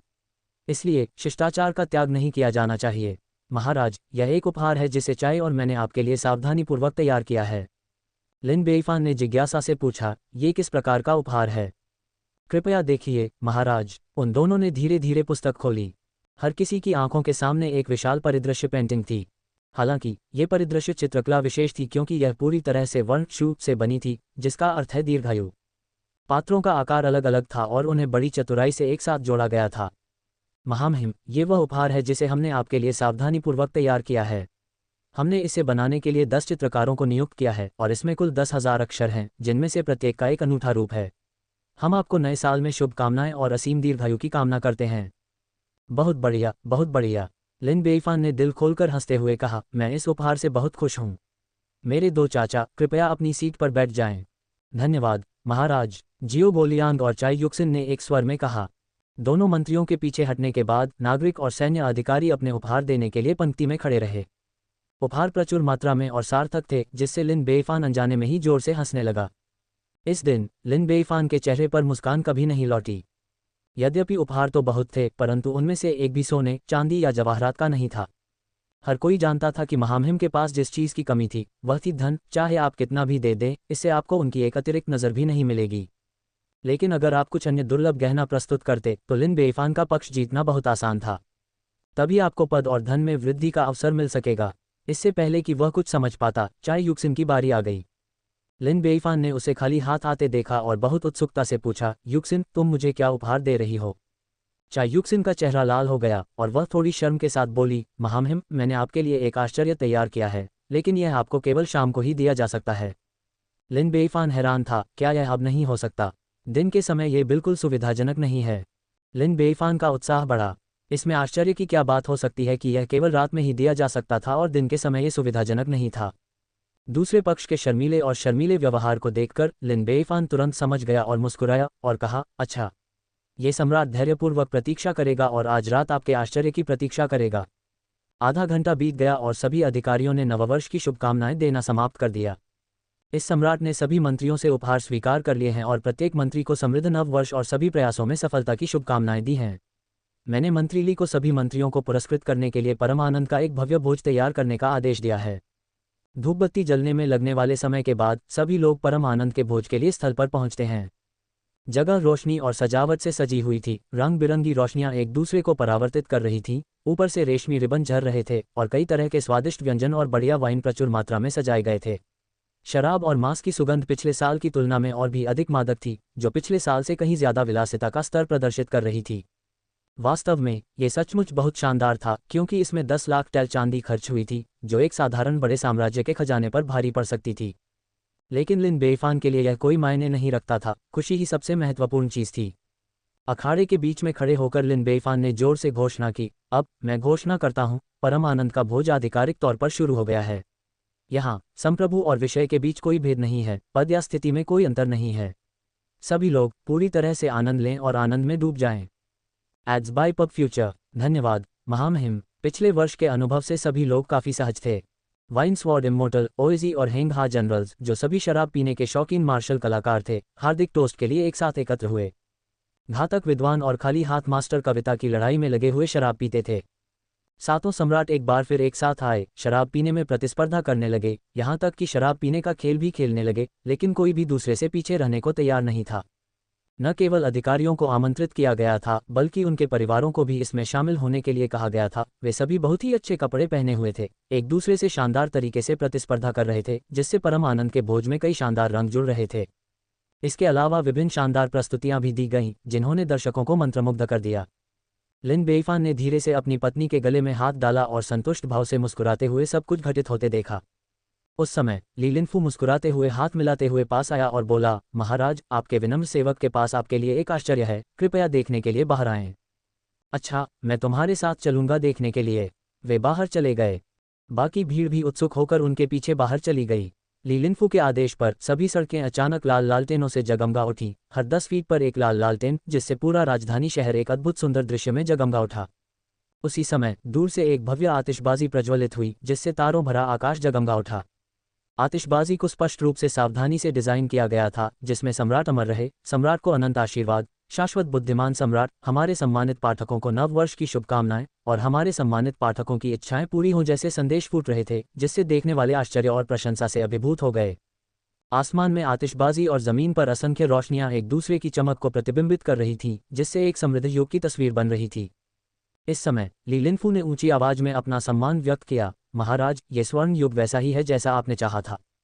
मंत्रियों की सभा ने एक स्वर में कहा, महाराज, ये स्वर्ण युग वैसा ही है जैसा आपने चाहा था।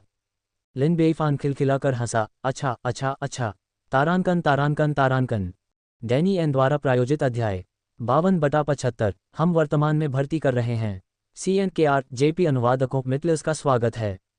Discord server URL ads by pub future. संपर्क टॉस साइड मैप दान करें। मेनू दिखाओ। उपन्यास ऑनलाइन पूरा पढ़ें। उपन्यास बिन।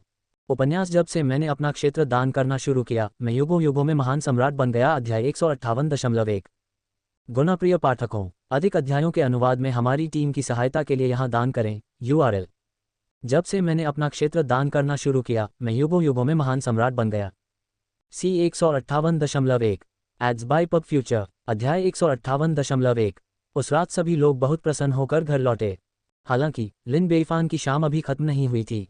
उसने चाय युक्सिन को पाया, जो अभी भी कुछ शर्मीली थी, और प्रत्याशा से पूछा, युक्सिन, आपने जो आश्चर्य बताया वह क्या है? क्या इसे अब प्रकट किया जा सकता है? महाराज, यहाँ बहुत सुविधा नहीं है। मेरे पीछे आओ। चाय युक्सिन ने लिन बेइफान का हाथ पकड़ा और सोने के क्वार्टर की ओर भागी। लिन बेइफान ने अपनी आंखें सिकोड़ लीं। आखिर किस आश्चर्य के कारण शयन कक्ष की ओर भागना पड़ा? बेशक इसका। लिन बेइफान का दिल उत्साह से भर गया और वह उत्सुकता से पूछने से खुद को रोक नहीं सका, युक्सिन, क्या ये तैयार है? मैं मुश्किल से इंतजार कर सकता हूँ। चाय युक्सिन का चेहरा लाल हो गया और उसने अपना सिर हिलाया, अभी नहीं। महाराज, कृपया पहले अपनी आंखें बंद करें। क्या मैं इन्हें खुला नहीं रख सकता? नहीं, मुझे बहुत शर्मिंदगी होगी, चाय युक्सिन ने शर्माते हुए कहा। लिन बेइफान ने हंसते हुए कहा कि वास्तव में कुछ चीज़ें काफ़ी शर्मनाक हो सकती हैं। देखिए, लड़कियों को समझने की ज़रूरत है। तो लिन बेइफान ने अपनी आंखें बंद कर लीं, पूरी प्रत्याशा से। युक्सिन, मैंने अपनी आंखें बंद कर ली हैं। चलो, तुम जो भी करो, चाहे वह जंगली हो या कोमल, मैं उत्साह से सहयोग करूंगा। मेरे साथ ऐसा मत करो। लिन बेइफान को इतना सहयोगी होते देख चाय युक्सिन ने उसके पीछे से कुछ निकाला। महाराज, अब ठीक है, आप अपनी आंखें खोल सकते हैं। लिन बेइफान ने अपनी आंखें खोलीं और अपने सामने वस्तु को देखकर उसके मन में 3 प्रश्न चिन्ह उभरे। यह क्या है? ये कपड़े का एक टुकड़ा है जो मैंने तुम्हारे लिए बुना है। क्या तुम्हें यह पसंद है? चाय युक्सिन ने बड़ी उत्सुकता से पूछा। लिन बेइफान को दुख होने लगा। युक्सिन, क्या ये वही आश्चर्य है जिसके बारे में आप बात कर रही थी? बिल्कुल, चाय युक्सिन ने गंभीरता से कहा, मैंने इसे सिर्फ तुम्हारे लिए सावधानी से तैयार किया है। हर सिलाई और धागा मैंने अपने हाथों से सिल दिया है और इसे बनाने में मुझे पूरा 1 महीना लगा है। क्या तुम्हें ये पसंद नहीं आया? मुझे ये बहुत पसंद है, मुझे ये बहुत पसंद है। लेकिन शाम तक इंतज़ार क्यों करें? दिन में क्यों नहीं? Ads by pub future. Chai Yuxin का चेहरा लाल हो गया और उसने कहा, बिल्कुल नहीं, दिन के समय। दिन के समय बहुत सारे लोग होते हैं और चूंकि मैं पहली बार कपड़े बना रही हूँ, इसलिए मेरा हुनर बहुत अच्छा नहीं है। दूसरे लोग मुझ पर हंसेंगे। फिर तुम सोने के कमरे में क्यों भागे? लिन बेइफान ने फिर पूछा। ये कपड़े बदलने की सुविधा के लिए है। क्या आपको सोने के कमरे में कपड़े बदलने नहीं चाहिए? और आपने तो मुझे अपनी आंखें बंद करने को भी कहा था, लिन बेइफान और भी अधिक करुण स्वर में बोली। इसका उद्देश्य आश्चर्य का माहौल बनाना है। लिन बेइफान, खैर, ये तो व्यर्थ ही एक लंबा इंतजार था। बातें करना बंद करो और बस इसे आजमाओ। लिन बेइफान ने अपना ड्रैगन रोब उतार दिया और कपड़े पहन लिए जो चाय युक्सिन ने विशेष रूप से उसके लिए बनाए थे, केवल ये देखने के लिए कि परिधान कुछ हद तक टेढ़ा था, जिसमें एक आस्तीन दूसरी से लंबी थी। चाय युक्सिन हैरान दिखी। ओह, आस्तीन अलग अलग लंबाई की क्यों है? क्या आपने इसे उल्टा पहना है? लिन बेइफान ने अपने हाथ फैलाए। युक्सिन, क्या तुम इस बारे में बहुत ज़्यादा सोच रही हो? अगर इसे ठीक से पहना भी जाए तो भी एक आस्तीन दूसरी से लंबी होगी। चाय युक्सिन का चेहरा शर्म से लाल हो गया और उसने कहा, मैंने इसे पहली बार बनाया है, इसलिए मैं इसका साइज सही नहीं बना पाए। अब इसे जल्दी से उतारो, मैं वापस जाकर इसे तुम्हारे लिए बदल दूंगी। इसके साथ ही वह लिन बेइफान के शरीर से कपड़े उतारने के लिए आगे बढ़ी। लिन बेइफान ने अवसर का लाभ उठाते हुए चाय युक्सिन को अपनी बाहों में भर लिया और उसे जोरदार चुंबन दिया। चाय युक्सिन की आंखें आश्चर्य से चौड़ी हो गईं। मफ शर्म से अभिभूत चाय युक्सिन ने लिन बेइफान के शरीर से कपड़े हटाने में कामयाबी हासिल की और थोड़ी देर बाद भाग गई। लिन बेइफान ने मन ही मन हंसते हुए कहा कि चाय युक्सिन अब विशेष रूप से आकर्षक लग रही थी, जिसमें स्त्रीत्व का आकर्षण झलक रहा था। वसंतोत्सव जारी रहा। चाहे आम लोग हों या अधिकारी, सभी सड़कों और गलियों में घूमकर एक दूसरे को नववर्ष की शुभकामनाएं देते नजर आए।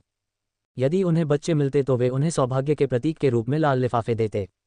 लिन बेइफान भी नए साल की पूर्व संध्या पर मुख्य रूप से बुजुर्गों शियाओ गोलियांग और चाय युलांग से मिलने गए। उन्होंने उनके साथ पारिवारिक भोजन किया और ग्रेट शिया के भविष्य के विकास की दिशा पर चर्चा की। इस समय दोनों बुजुर्गों ने लिन बेइफान की सम्राट बनने की क्षमता को पहचान लिया और 2 साल के अवलोकन के बाद वे बहुत आश्वस्त हो गए। उन्होंने लिन बेइफान के प्रति अपना पूर्ण समर्थन व्यक्त किया तथा कहा कि वे उनके प्रबल समर्थक हैं।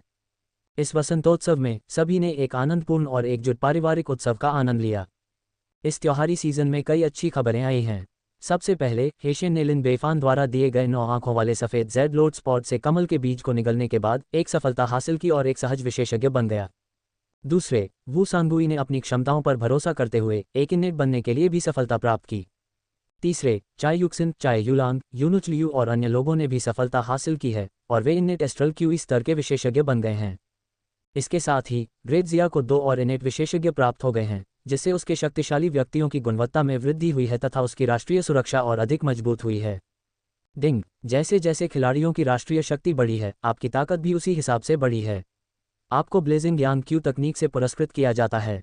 ब्लेजिंग यान क्यू तकनीक एक ग्रैंड मास्टर द्वारा बनाई गई एक अनूठी कौशल है। ये दुनिया में सबसे तीव्र गर्म ट्रू क्यूई है। एक बार महारत हासिल करने के बाद न केवल व्यक्ति की आंतरिक ऊर्जा लगातार पुनर्जीवित होती है, बल्कि यह एक उग्र क्यूई दीवार भी बना सकती है, जिससे दूसरों के लिए उस तक पहुंचना असंभव हो जाता है। लिन बेइफान ने तेजी से इस तकनीक को आत्मसात कर लिया। यद्यपि इस मार्शल आर्ट की तुलना उनकी पवित्र हृदय तकनीक या मूल ऊर्जा की ओर 3 भागों की वापसी से नहीं की जा सकती थी, फिर भी यह एक अद्वितीय कौशल था जिसने उनकी ताकत को 1/3 तक बढ़ा दिया, जिससे उनकी मारक क्षमता और भी अधिक आश्चर्यजनक हो गई। यदि इसे जुवानिक्सी और दिव्य तलवार के साथ संयोजन में उपयोग किया जाता है तो प्रभाव बेहतर होगा। लिन बेइफान इस इनाम से बहुत संतुष्ट था। फिर उन्होंने अपनी मेधावी प्रजा को उदारतापूर्वक पुरस्कृत किया। हेशेन को सफलता मिली, इसलिए उसने प्रोत्साहन के लिए किसी को 10,000 से अधिक टेल भेजने को कहा। वुसांगुई ने अपने बल पर सफलता प्राप्त की। उसे लिन बेइफान से न केवल धन प्राप्त हुआ बल्कि शक्ति भी मिली। उसे अतिरिक्त सैनिक आवंटित किए गए, जिससे उसकी कमान कुल 100,000 सैनिकों की हो गई, जिससे वह सही मायने में एक जनरल बन गया। जहां तक चाय युक्सिन, चाय युलांग और अन्य लोगों का सवाल है, वे सभी परिचित थे, उन्हें पैसे देना अनुचित होता। लिन बेइफान ने उन्हें केवल भोजन कराया, जिसका सभी ने भरपूर आनंद उठाया। छुट्टियां हमेशा क्षणभंगुर होती हैं और 15 दिन की वसंत महोत्सव की छुट्टियां जल्दी ही बीत गईं। अनिच्छा से अपने घरों को छोड़कर सभी लोग अपने काम पर लौट गए। खनिक खनन कार्य में लग गए, सड़क कर्मचारी सड़कों की मरम्मत करने लगे, बिल्डर घर बनाने लगे और अग्रणी नई भूमि साफ करने लगे। Ads by pub future. पूरे ग्रेट ज़िया में हलचल भरी गतिविधि का माहौल था। इसी समय शाही दरबार भी लगातार महत्वपूर्ण कदम उठा रहा था और कई संकेत भेज रहा था। ग्रेट ज़िया मिलिट्री अकादमी एक बार फिर अपने दरवाजे खोल रही है और नेताओं को विकसित करना जारी रख रही है। इस वर्ष भी भर्ती जारी है तथा इसका आंकड़ा 10 लाख से अधिक हो गया है। शाही परीक्षा को पुनः बहाल किया जाना चाहिए, जिसके माध्यम से राष्ट्र की सेवा करने के लिए प्रतिभाओं का चयन किया जाएगा। इनमें से प्रत्येक घोषणा जैसे ही जारी होती है एक बड़ी घटना बन जाती है जो पूरे देश को झकझोर देती है। सैन्य अकादमी के पुनः खुलने से कई जमीनी स्तर के अधिकारियों को आशा की किरण जगी है। ऐसा इसलिए है क्योंकि कैडेटों के पिछले समूह को उनके सफल स्नातक होने पर पदोन्नति मिली थी। वे भी पदोन्नति की इच्छा रखते हैं, इसलिए उनका प्रदर्शन और भी अधिक सक्रिय हो गया है। वे इस तरह से प्रशिक्षण ले रहे हैं जैसे कि उनका जीवन इस पर निर्भर करता है। बड़े पैमाने पर भर्ती का सबसे बड़ा प्रभाव पड़ा है। निचले स्तर पर स्थित आम लोगों के लिए यह व्यावहारिक रूप से भाग्य को चुनौती देने और अपनी नियति बदलने का अवसर है। अब हर कोई जानता है कि ग्रेट ज़िया में सैनिक होना सबसे आकर्षक नौकरी है। यहाँ तक कि बिना किसी युद्ध या विशिष्ट सेवा के भी कोई भी व्यक्ति प्रति वर्ष 6 टेल चांदी की स्थिर आय अर्जित कर सकता है, जो औसत आम व्यक्ति की आय से दोगुनी है। यदि कोई लड़ाई जीतता है तो वह प्रत्येक लड़ाई के लिए कुछ अतिरिक्त टेल चांदी कमा सकता है। कुछ संघर्षों के बाद कोई व्यक्ति कंक्रीट का मकान बनवाने में सक्षम हो गया। कई सैनिकों ने युद्ध के माध्यम से अपना भाग्य बनाया है।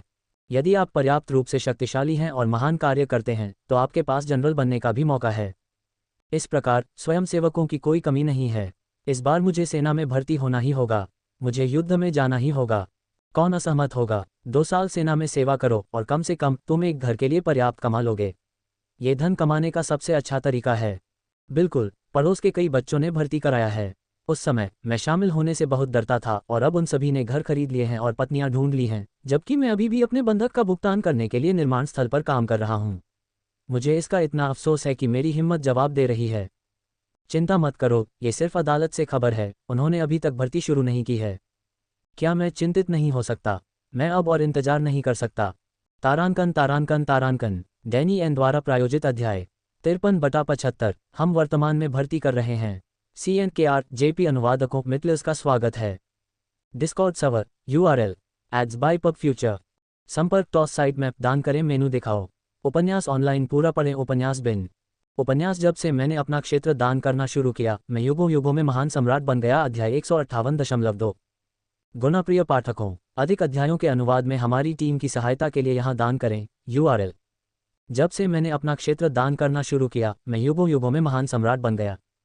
C 158.2 ads by pub future. अध्याय 158.2। जहां तक अंतिम शाही परीक्षा का सवाल है, आम लोगों को इसकी चिंता नहीं थी, लेकिन इसने विद्वानों का ध्यान आकर्षित किया। ग्रेट ज़िया ने शाही परीक्षा फिर से खोल दी है। विकास वास्तव में तेज है। सच, सिर्फ 1 साल में ही आबादी और क्षेत्रफल के मामले में पूरा देश दोगुना हो गया है। राष्ट्रीय शक्ति अब राजवंश के बराबर हो गई है। स्वाभाविक रूप से उन्हें अपनी सेवा के लिए और अधिक प्रतिभाशाली व्यक्तियों की आवश्यकता है। हालांकि यह मुश्किल होने जा रहा है। शुरू में ग्रेट ज़िया ने कुलीन परिवारों को पूरी तरह से नाराज कर दिया था, लेकिन अब वे अभी भी विद्वानों को आकर्षित करना चाहते हैं। ये केवल इच्छाधारी सोच है। अधिकांश विद्वानों पर कुलीन परिवारों का एक अधिकार है और उनके एक आदेश से कौन शाही परीक्षा देने का साहस करेगा? क्या विद्वानों की भागीदारी के बिना भी यह शाही परीक्षा सफलतापूर्वक आयोजित की जा सकती है? वह मूर्ख सम्राट बहुत ही हठी है और बहुत ही कम उम्र का है। भले ही आप कुलीन परिवारों से असंतुष्ट हों, आपको इसे नहीं दिखाना चाहिए। अंत में आपको अपनी मनमानी की कीमत चुकानी पड़ेगी। मैं शर्त लगाता हूं कि यह शाही परीक्षा निश्चित रूप से एक मजाक होगी। ये जानने पर कि लिन बेइफान प्रतिभाओं की भर्ती के लिए एक शाही परीक्षा आयोजित करने की तैयारी कर रहा था, महान कुलीन परिवारों ने वास्तव में एक धमकी जारी की, जो कोई भी शाही परीक्षा में भाग लेने के लिए ग्रेत्जिया में गया, उसे उनका दुश्मन माना जाएगा। इन शब्दों से कई विद्वान झिझकने लगे। ग्रेत्जिया आखिरकार एक महान साम्राज्य ही है।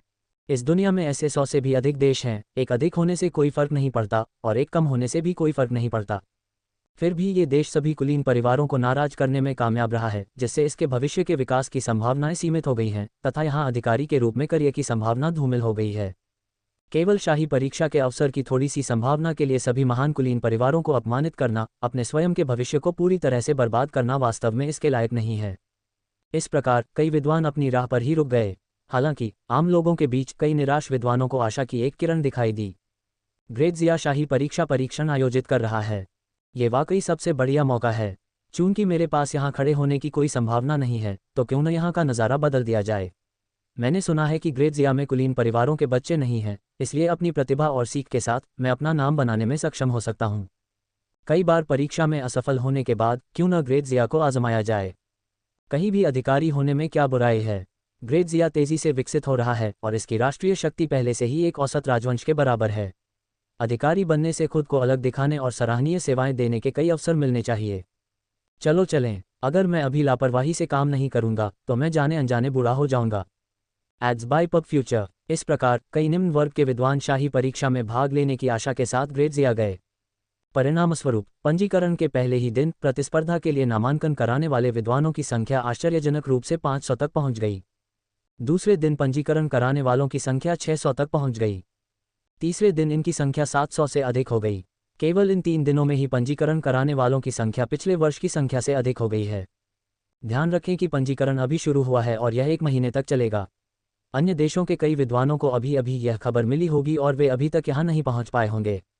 जैसे ही यह खबर फैली, पूरे देश में हलचल मच गई।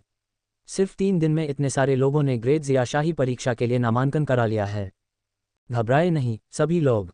इतने सारे लोग इसलिए आए हैं क्योंकि ग्रेत्जिया ने शाही परीक्षा की शर्तों में ढील दी है। अब विद्वान की उपाधि वाला कोई भी व्यक्ति भाग ले सकता है। लेकिन पिछले साल भी यही स्थिति थी, आप इसे कैसे समझाएंगे? हे भगवान, 3 दिन में इतने लोग, क्या 1 महीने बाद ये संख्या 10,000 से अधिक नहीं हो जाएगी? कुलीन परिवारों ने सभी चेतावनियां जारी कर दी हैं, तो इतने सारे विद्वान इसमें भाग क्यों ले रहे हैं? क्या उन सभी को ग्रेत्जिया के भविष्य पर भरोसा है? क्या वे कुलीन परिवारों के खिलाफ जाने को तैयार हैं? मैं इसके आर पार नहीं देख सकता। विभिन्न महान कुलीन परिवारों को ऐसा महसूस हुआ जैसे उनके मुंह पर तमाचा मारा गया हो। उन्होंने अभी अभी चेतावनी जारी की है, लेकिन ये तथ्य कि इतने सारे विद्वान अभी भी ग्रेत्जिया शाही परीक्षा में भाग ले रहे हैं, उनके लिए एक तमाचा था। इसलिए उन्होंने एक और चेतावनी जारी की, जो लोग ग्रेत्जिया शाही परीक्षा में भाग लेंगे उन्हें अपने कुलीन परिवारों का दुश्मन माना जाएगा और इसके बाद उन्हें अन्य देशों की शाही परीक्षाओं में भाग लेने से रोक दिया जाएगा। हालांकि इसका कोई खास असर नहीं हुआ। चौथे दिन तक शाही परीक्षा के लिए आवेदकों की संख्या 1000 से अधिक हो गई थी। यह विभिन्न महान कुलीन परिवारों के गौरव पर एक और आघात था, मानो उनके चेहरों को मिट्टी में मिला दिया गया हो और जोरदार 2 थप्पड़ मारे गए हों। इस समय ली लिनफू, जो शाही परीक्षा के प्रभारी थे, लिन बेइफान को रिपोर्ट कर रहे थे। मैं आपकी महामहिम को रिपोर्ट करता हूं, आपके विनम्र सेवक ने ग्रेत्जिया के लिए प्रतिभाओं का चयन करने के लिए आपके निर्देशों के अनुसार शाही परीक्षा का आयोजन किया है। आपके विनम्र सेवक द्वारा निर्धारित की गई आसान शर्तों के कारण केवल 4 दिनों के भीतर लगभग 3000 लोगों ने भाग लेने के लिए साइन अप किया है। आपके विनम्र सेवक को उम्मीद नहीं थी कि इतने सारे लोग इसमें शामिल होंगे, जिसके कारण कुछ तैयारियां नहीं हो पाईं और गलतियां हुईं, जिसके लिए मैं आपकी महामहिम से माफ़ी मांगता हूं। लिन बेइफान ने मुस्कुराते हुए कहा, मंत्री जी, आपको खुद को दोष देने की ज़रूरत नहीं है। आपने विद्वानों को शाही परीक्षा में भाग लेने की अनुमति देने के लिए शर्तें खोली हैं, जिसे मैंने मंजूरी दी थी। मुझे लगता है कि यह बहुत अच्छा है और मैं बहुत संतुष्ट हूँ। Ads by pub future. भले ही वे साधारण विद्वान हों, लेकिन लोगों में उनकी साहित्य शिक्षा का स्तर सर्वोच्च है। यदि उन्हें आधुनिक समाज में रखा जाए तो उनका स्तर प्रमुख विद्यालयों के स्नातक छात्रों के बराबर होगा। उनकी बुद्धि निश्चित रूप से पर्याप्त है और उनका स्तर निश्चित रूप से पर्याप्त है। लिन बेइफान को अत्यधिक बुद्धिमान लोगों की आवश्यकता नहीं है, बस उन्हें ऐसे लोगों की आवश्यकता है जो उनके द्वारा निर्धारित कार्यों को अच्छी तरह से कर सकें। धन्यवाद महाराज। ली लिनफू ने राहत की सांस ली और अपने चेहरे से गायब पसीना पोंछा। वास्तव में वह जानता था कि लिन बेइफान उसे दोष नहीं देगा, लेकिन फिर भी उसे नाटक करना पड़ा। एक तो वह महामहिम के सामने अपनी छाप छोड़ना चाहता था और दूसरी ओर वह अप्रत्यक्ष रूप से अपनी उपलब्धियों का बखान करना चाहता था। मेरी तरफ देखिए, मैंने सिर्फ 4 दिनों में 3000 लोगों की भर्ती की। प्रभावशाली है न? हालांकि इस पर कुछ विचार करने के बाद आपके विनम्र सेवक को एहसास हुआ कि हमारी शाही परीक्षा में ऐसी स्थिति आपके महामहिम के कारण है। लिन बेईफान उलझन में था। मैं दोषी हूँ महाराज, वास्तव में यह आपकी गलती है। ली लिनफू ने अपने दोनों हाथ जोड़कर सिर झुकाया और जोर से कहा, यह आप ही हैं महाराज, जिन्होंने अकेले ही ग्रेटजिया के स्वर्ण युग को गढ़ा, सभी दिशाओं में भय पैदा किया। इसलिए फीनिक्स को आकर्षित करने के लिए घोंसला बनाने की तरह यह स्वाभाविक रूप से हर जगह से प्रतिभाओं को सामने आने के लिए आकर्षित करता है।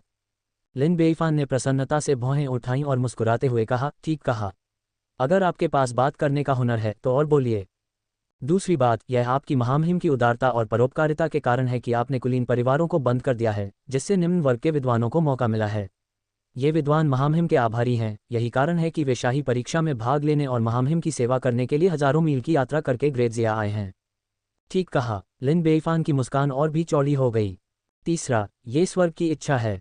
ली लिनफू ने जोर से घोषणा की, महामहिम स्वर्ग के पुत्र हैं जो दिव्य शक्तियों द्वारा संरक्षित हैं, स्वाभाविक रूप से दुर्भाग्य को सौभाग्य में और आपदा को आशीर्वाद में बदल देते हैं। इसलिए हमारे सामने आने वाली यह छोटी सी समस्या कोई समस्या नहीं है। आपके बुद्धिमान नेतृत्व में हम न केवल शाही परीक्षा को सुचारू रूप से संचालित कर सकते हैं, बल्कि हम वास्तव में सक्षम प्रतिभाओं का चयन भी कर सकते हैं, जिससे हमारा महान जिया एक बार फिर से उड़ान भर सकेगा और पूरी दुनिया को चकित कर सकेगा। ये सही है। लिन बेईफान ने ली लिनफू की ओर इशारा करते हुए बनावटी झुंझलाहट के साथ कहा, मंत्री जी, आपकी चापलूसी करने की कला और भी परिष्कृत हो गई है और यह और भी घिनौनी हो गई है। कभी कभी तो मैं इसे बर्दाश्त ही नहीं कर पाता। ली लिनफू दुखी दिखे, लेकिन यह विनम्र सेवक केवल सच्चा सच बोलता है।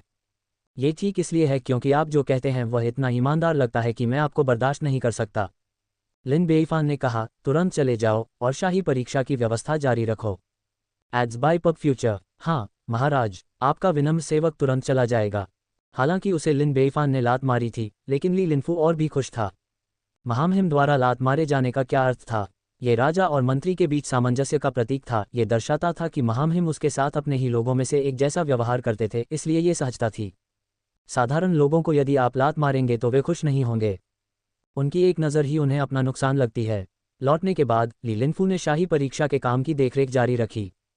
शाही परीक्षा के लिए पंजीकरण कराने वाले विद्वानों की संख्या दिन प्रतिदिन बढ़ती जा रही थी। आधे महीने से भी कम समय में ये संख्या 10,000 को पार कर गई थी। केवल घरेलू विद्वान ही नहीं थे, विदेश से भी कई विद्वान आए थे।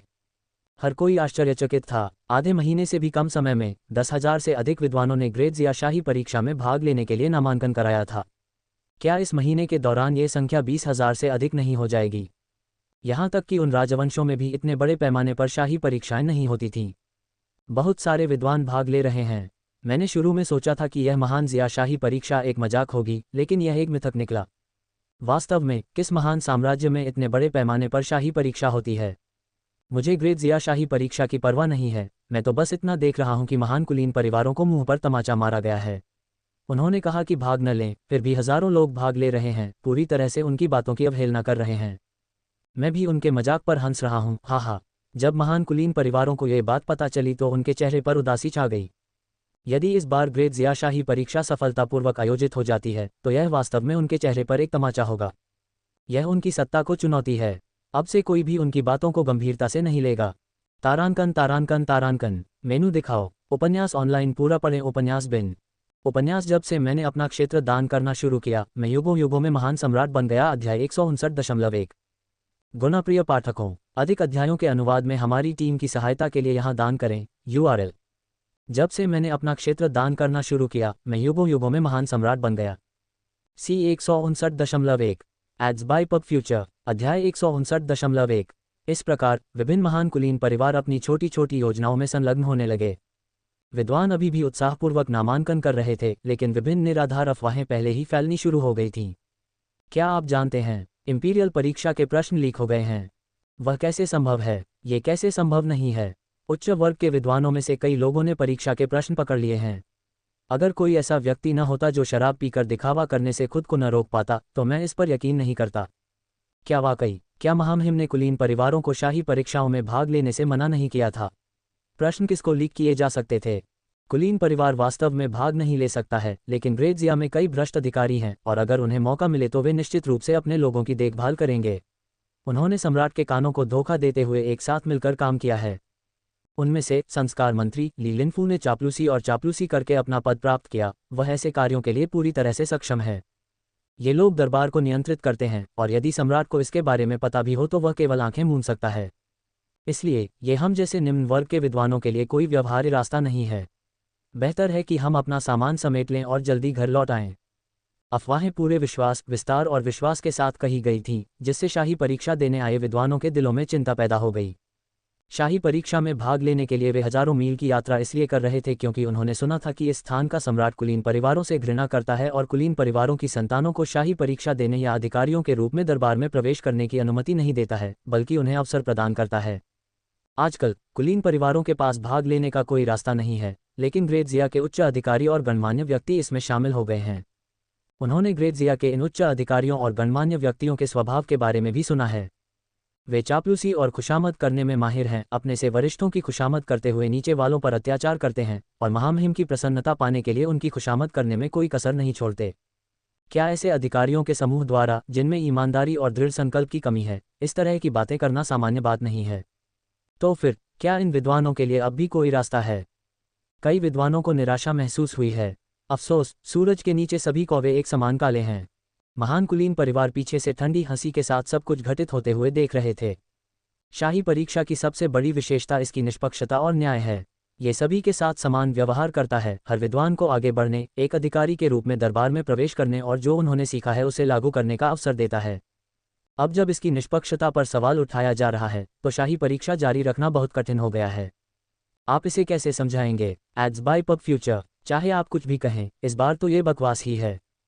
कई विद्वान अपने आक्रोश को शांत करने में असमर्थ स्वतःस्फूर्त रूप से विरोध करने के लिए शाही महल के सामने एकत्र हुए। न्यायालय के भ्रष्ट अधिकारी निजी मिलीभगत और धोखाधड़ी में लिप्त हैं, परीक्षा के प्रश्नपत्र लीक कर रहे हैं, जो मनुष्यों और देवताओं दोनों के लिए अपमानजनक है। हम दूर दूर से यात्रा करके आए हैं, इस उम्मीद में कि हम अपने जीवन भर के ज्ञान का उपयोग ग्रेटजिया की सेवा में कर सकेंगे। लेकिन जब परीक्षा अनुचित है तो हमारे विद्वान होने का क्या मतलब है? हम निष्पक्षता की मांग करते हैं, हम न्याय की मांग करते हैं। कृपया महामहिम, राज्य के विद्वानों के लिए खड़े हो जाइए। इस समय ली लिनफू जल्दी से आया और डांटते हुए बोला, तुम क्या कर रहे हो? तुम शाही महल में हंगामा क्यों मचा रहे हो? तुरंत चले जाओ। अगर तुम महामहिम को परेशान करोगे तो क्या तुम परिणाम भुगत सकते हो?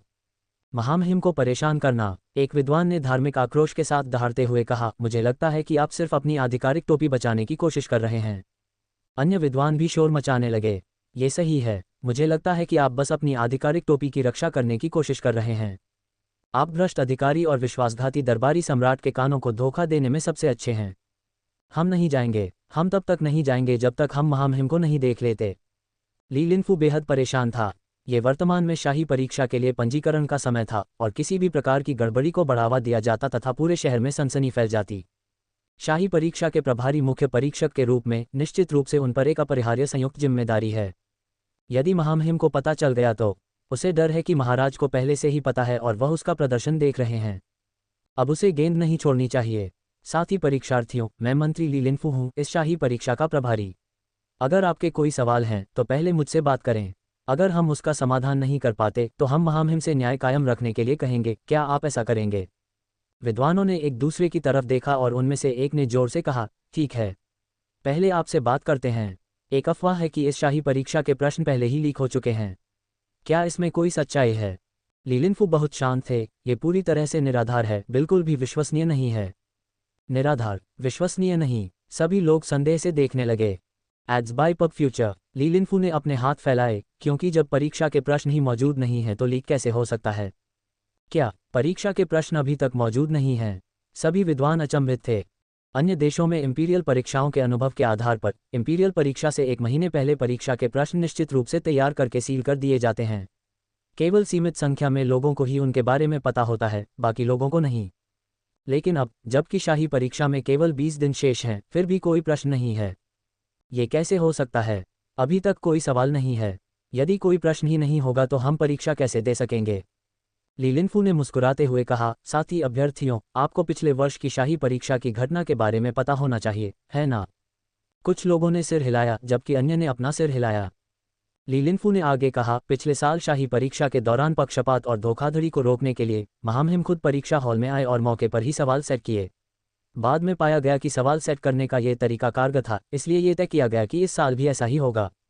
अब तक तो केवल महामहिम ही जानते हैं कि परीक्षा के प्रश्न क्या हैं, इसलिए लीक हुए प्रश्नों और पक्षपात की अफवाहें असंभव हैं। तो ये बात सच है। बहुत से लोगों ने राहत की सांस ली। महामहिम द्वारा प्रश्नों को मौके पर ही निर्धारित करने से वास्तव में प्रश्नों के लीक होने की समस्या समाप्त हो जाती है।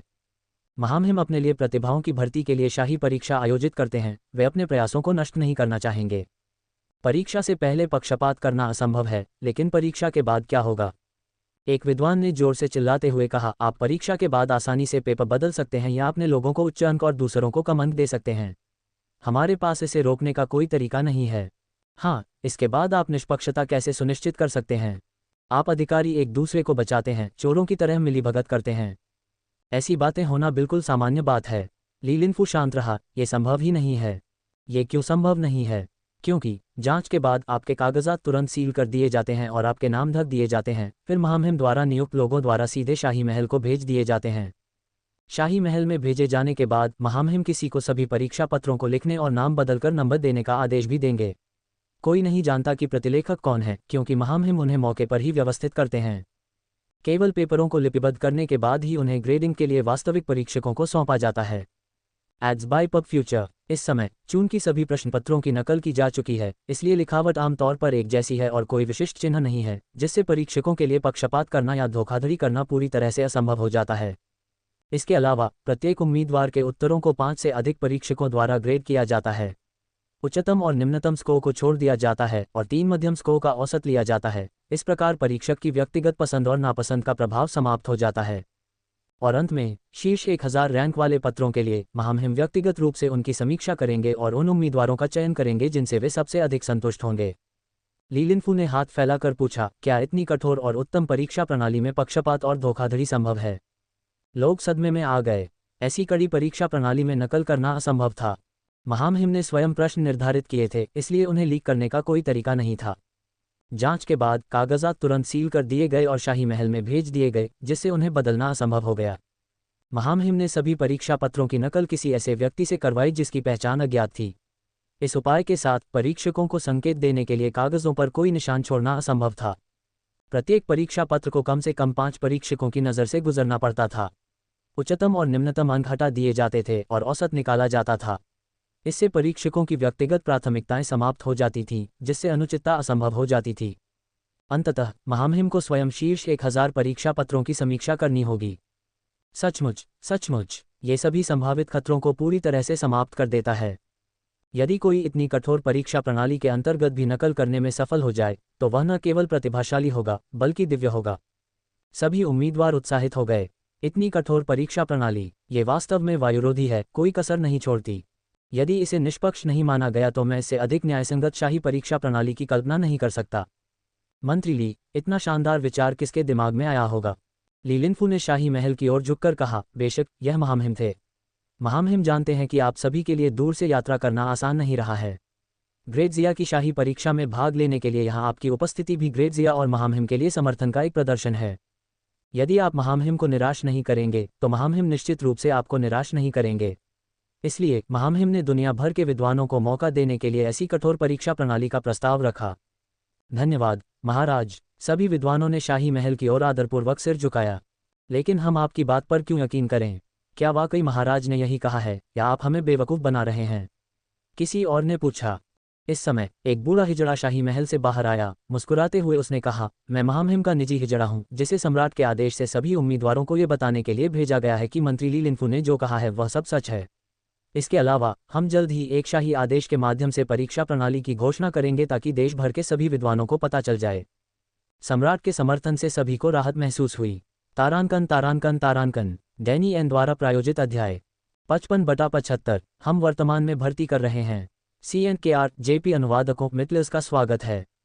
Discord server URL ads by pub future. संपर्क टॉस साइट मैप दान करें मेनू दिखाओ।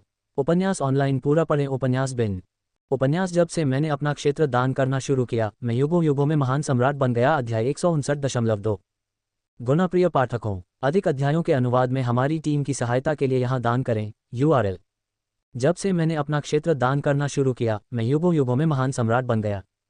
C 159.2 ads by pub future. अध्याय 159.2। अगले दिन ग्रेड जिया की शाही परीक्षा प्रणाली सभी को देखने के लिए पोस्ट कर दी गई। यह शाही परीक्षा प्रणाली उत्कृष्ट, बहुत व्यापक है और धोखाधड़ी की सभी संभावनाओं को समाप्त करती है। ये हम विद्वानों के लिए एक आशीर्वाद है। सम्राट ने ऐसी परीक्षा प्रणाली बनाकर सचमुच बुद्धिमानी दिखाई है। मेरा मानना है कि इस प्रणाली को पूरे विश्व में बढ़ावा दिया जाना चाहिए ताकि अन्य देश भी इसका अनुसरण कर सकें। ये सही है, इसका व्यापक प्रचार होना चाहिए। साहित्यकारों द्वारा उत्साहपूर्वक प्रचार किए जाने के कारण ये पद्धति शीघ्र ही पूरे विश्व में फैल गई। विभिन्न देशों के सम्राट इस प्रणाली को देखकर बहुत प्रसन्न हुए। इस परीक्षा प्रणाली के लागू होने से पक्षपात और भ्रष्टाचार की संभावना को समाप्त करना संभव हो सकेगा, जिससे राज्य के लिए प्रतिभाशाली व्यक्तियों का चयन और नियोजन करना सुविधाजनक हो जाएगा। इससे कुलीन परिवारों का दमन भी हो सकता है तथा उन्हें अधिक प्रभावशाली बनने से रोका जा सकता है। हालांकि कुलीन परिवारों के चेहरे पर उदासी छा गई। राज्य के साथ उनके कुलीन परिवारों का रिश्ता परस्पर निर्भरता और परस्पर सतर्कता का है। एक बार जब सम्राटों को इस पद्धति के बारे में पता चल जाएगा तो वे निश्चित रूप से इसका लाभ उठाएंगे। नतीजतन उनके पास गुप्त ऑपरेशन के लिए बहुत कम अवसर होंगे और इस प्रकार कम संभावनाएं होंगी। समय के साथ न्यायालय में उनका प्रभाव काफी कम हो जाएगा। अरे महान जिया, क्या वे जानबूझकर हमारे कुलीन परिवारों के लिए चीजें मुश्किल बना रहे हैं? यदि एक योजना असफल हो जाती है तो वे दूसरी योजना बनाते हैं। चूंकि आपने, महान जिया, शाही परीक्षा आयोजित की है और प्रतिभाओं की भर्ती की है, तो हम गुप्त रूप से अपने लोगों को वहां भेज देंगे। कुलीन परिवारों से शिष्यों को न भेजकर स्वच्छ पृष्ठभूमि वाले विद्वानों को भेजें। Ads by pub future. ऐसे कई विद्वान हैं जिन्हें हमारे कुलीन परिवारों द्वारा गुप्त रूप से वित्त पोषित किया गया है। मैं इस पर विश्वास करने से इनकार करता हूं।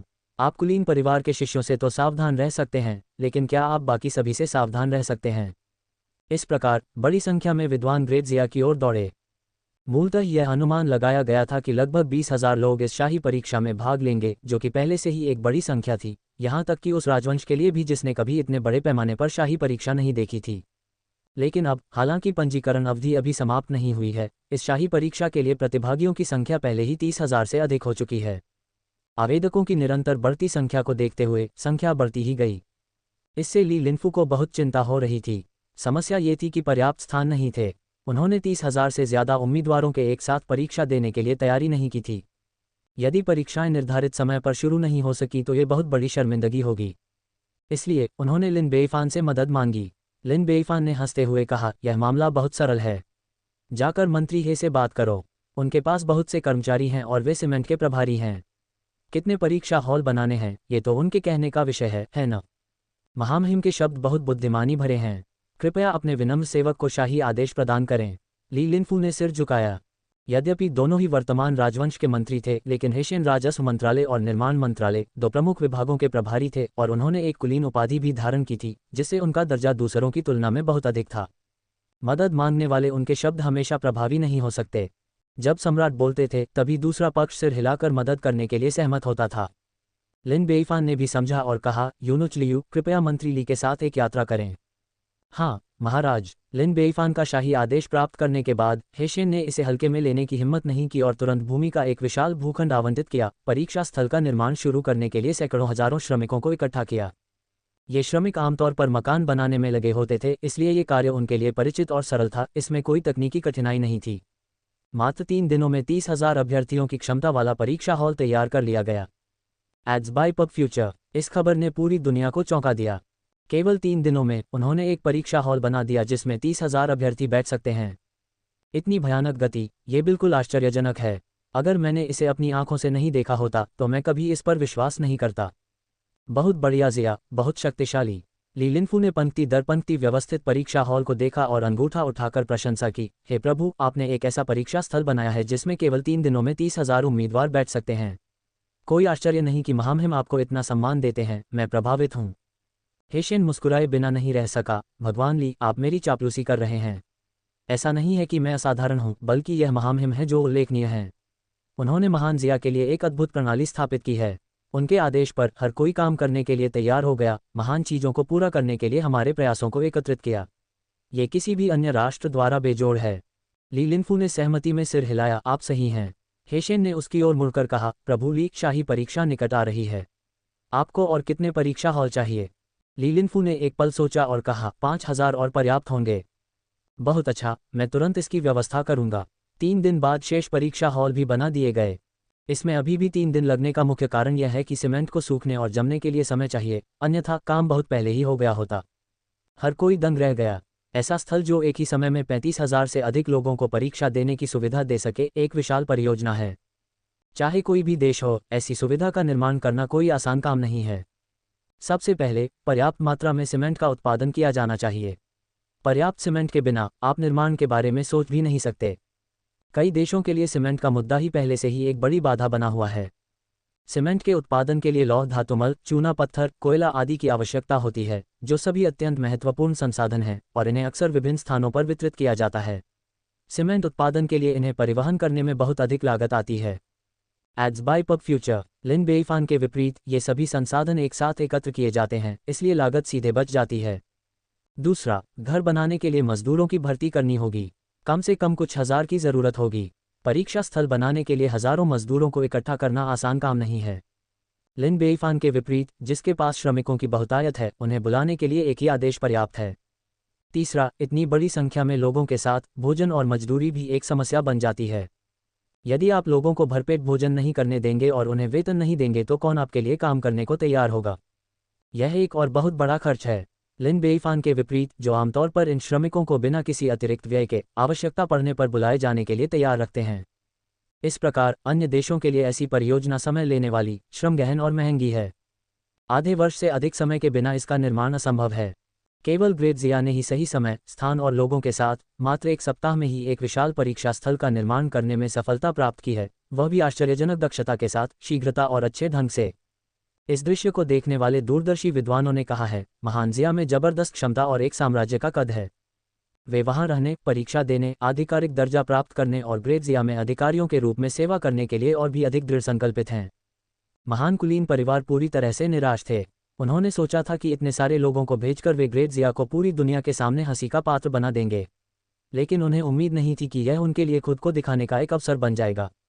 इस बार तुम फिर से फिसल गए, लानत है। चिंता मत करो, भविष्य में बदला लेने के बहुत सारे अवसर मिलेंगे। हमारे लोग पहले ही शाही परीक्षा में घुसपैठ कर चुके हैं। मैं यह मानने से इनकार करता हूं कि वह सभी को जड़ से उखाड़ फेंक सकता है।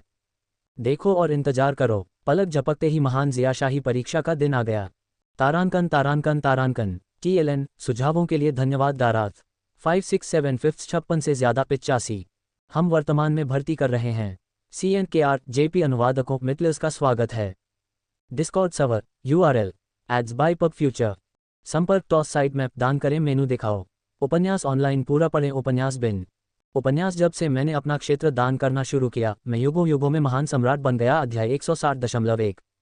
गुणप्रिय पाठकों, अधिक अध्यायों के अनुवाद में हमारी टीम की सहायता के लिए यहाँ दान करें। URL जब से मैंने अपना क्षेत्र दान करना शुरू किया, मैं युगों युगों में महान सम्राट बन गया।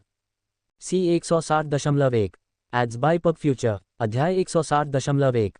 उस दिन 30,000 से अधिक अभ्यर्थी परीक्षा स्थल पर पहुंचे, जिसका निर्माण बहुत पहले ही नहीं हुआ था। इनमें कई लोग कुलीन परिवारों द्वारा गुप्त रूप से भेजे गए थे। वे अत्यंत आश्वस्त थे और मानते थे कि अपने ज्ञान और प्रतिभा के बल पर वे निश्चित रूप से उत्तीर्ण होंगे और दरबार में आधिकारिक पदों पर नियुक्त किए जाएंगे। उस मूर्ख सम्राट ने हमसे रक्षा करने की कोशिश की है, लेकिन वह अभी भी हमें बाहर नहीं रख सकता है। हमारे यहाँ इतने सारे लोग शाही परीक्षा में भाग ले रहे हैं कि यह असंभव है कि हम में से एक भी पास न हो। महान जिया अंततः हमारे कुलीन परिवार के हाथों में आ जाएगी। हा। वे इतने आश्वस्त थे मानो उन्होंने पहले ही शाही परीक्षाओं में शीर्ष विद्वान का स्थान प्राप्त कर लिया हो। वास्तव में उनके पास आश्वस्त होने का कारण भी था, क्योंकि उनकी अपनी प्रतिभाएं आश्चर्यजनक रूप से महान थीं और उनकी क्षमता अपार थी, अन्यथा उन्हें कुलीन परिवार से निवेश प्राप्त नहीं होता। एक बार उन्हें कोर्ट में प्रवेश करने और अधिकारी बनने का अवसर मिला तो अपनी योग्यताओं के साथ वे निश्चित रूप से शीघ्र ही रैंक पर चढ़ने में सक्षम होंगे। उस समय तक पूरा ग्रेत्जिया गुप्त रूप से उनके हाथों में आ जाएगा। अपने आसपास उत्साहित किंतु चिंतित निचले स्तर के अभ्यर्थियों पर नजर डालते हुए उन्होंने उन्हें घृणा भरी नजरों से देखा। चाहे आप कितनी भी कोशिश कर लें, आप हमारे लिए केवल एक बाधा मात्र हैं। लगभग आधे घंटे बाद सभी अभ्यर्थी परीक्षा कक्ष में प्रवेश कर गए और धैर्यपूर्वक परीक्षा शुरू होने का इंतजार करने लगे।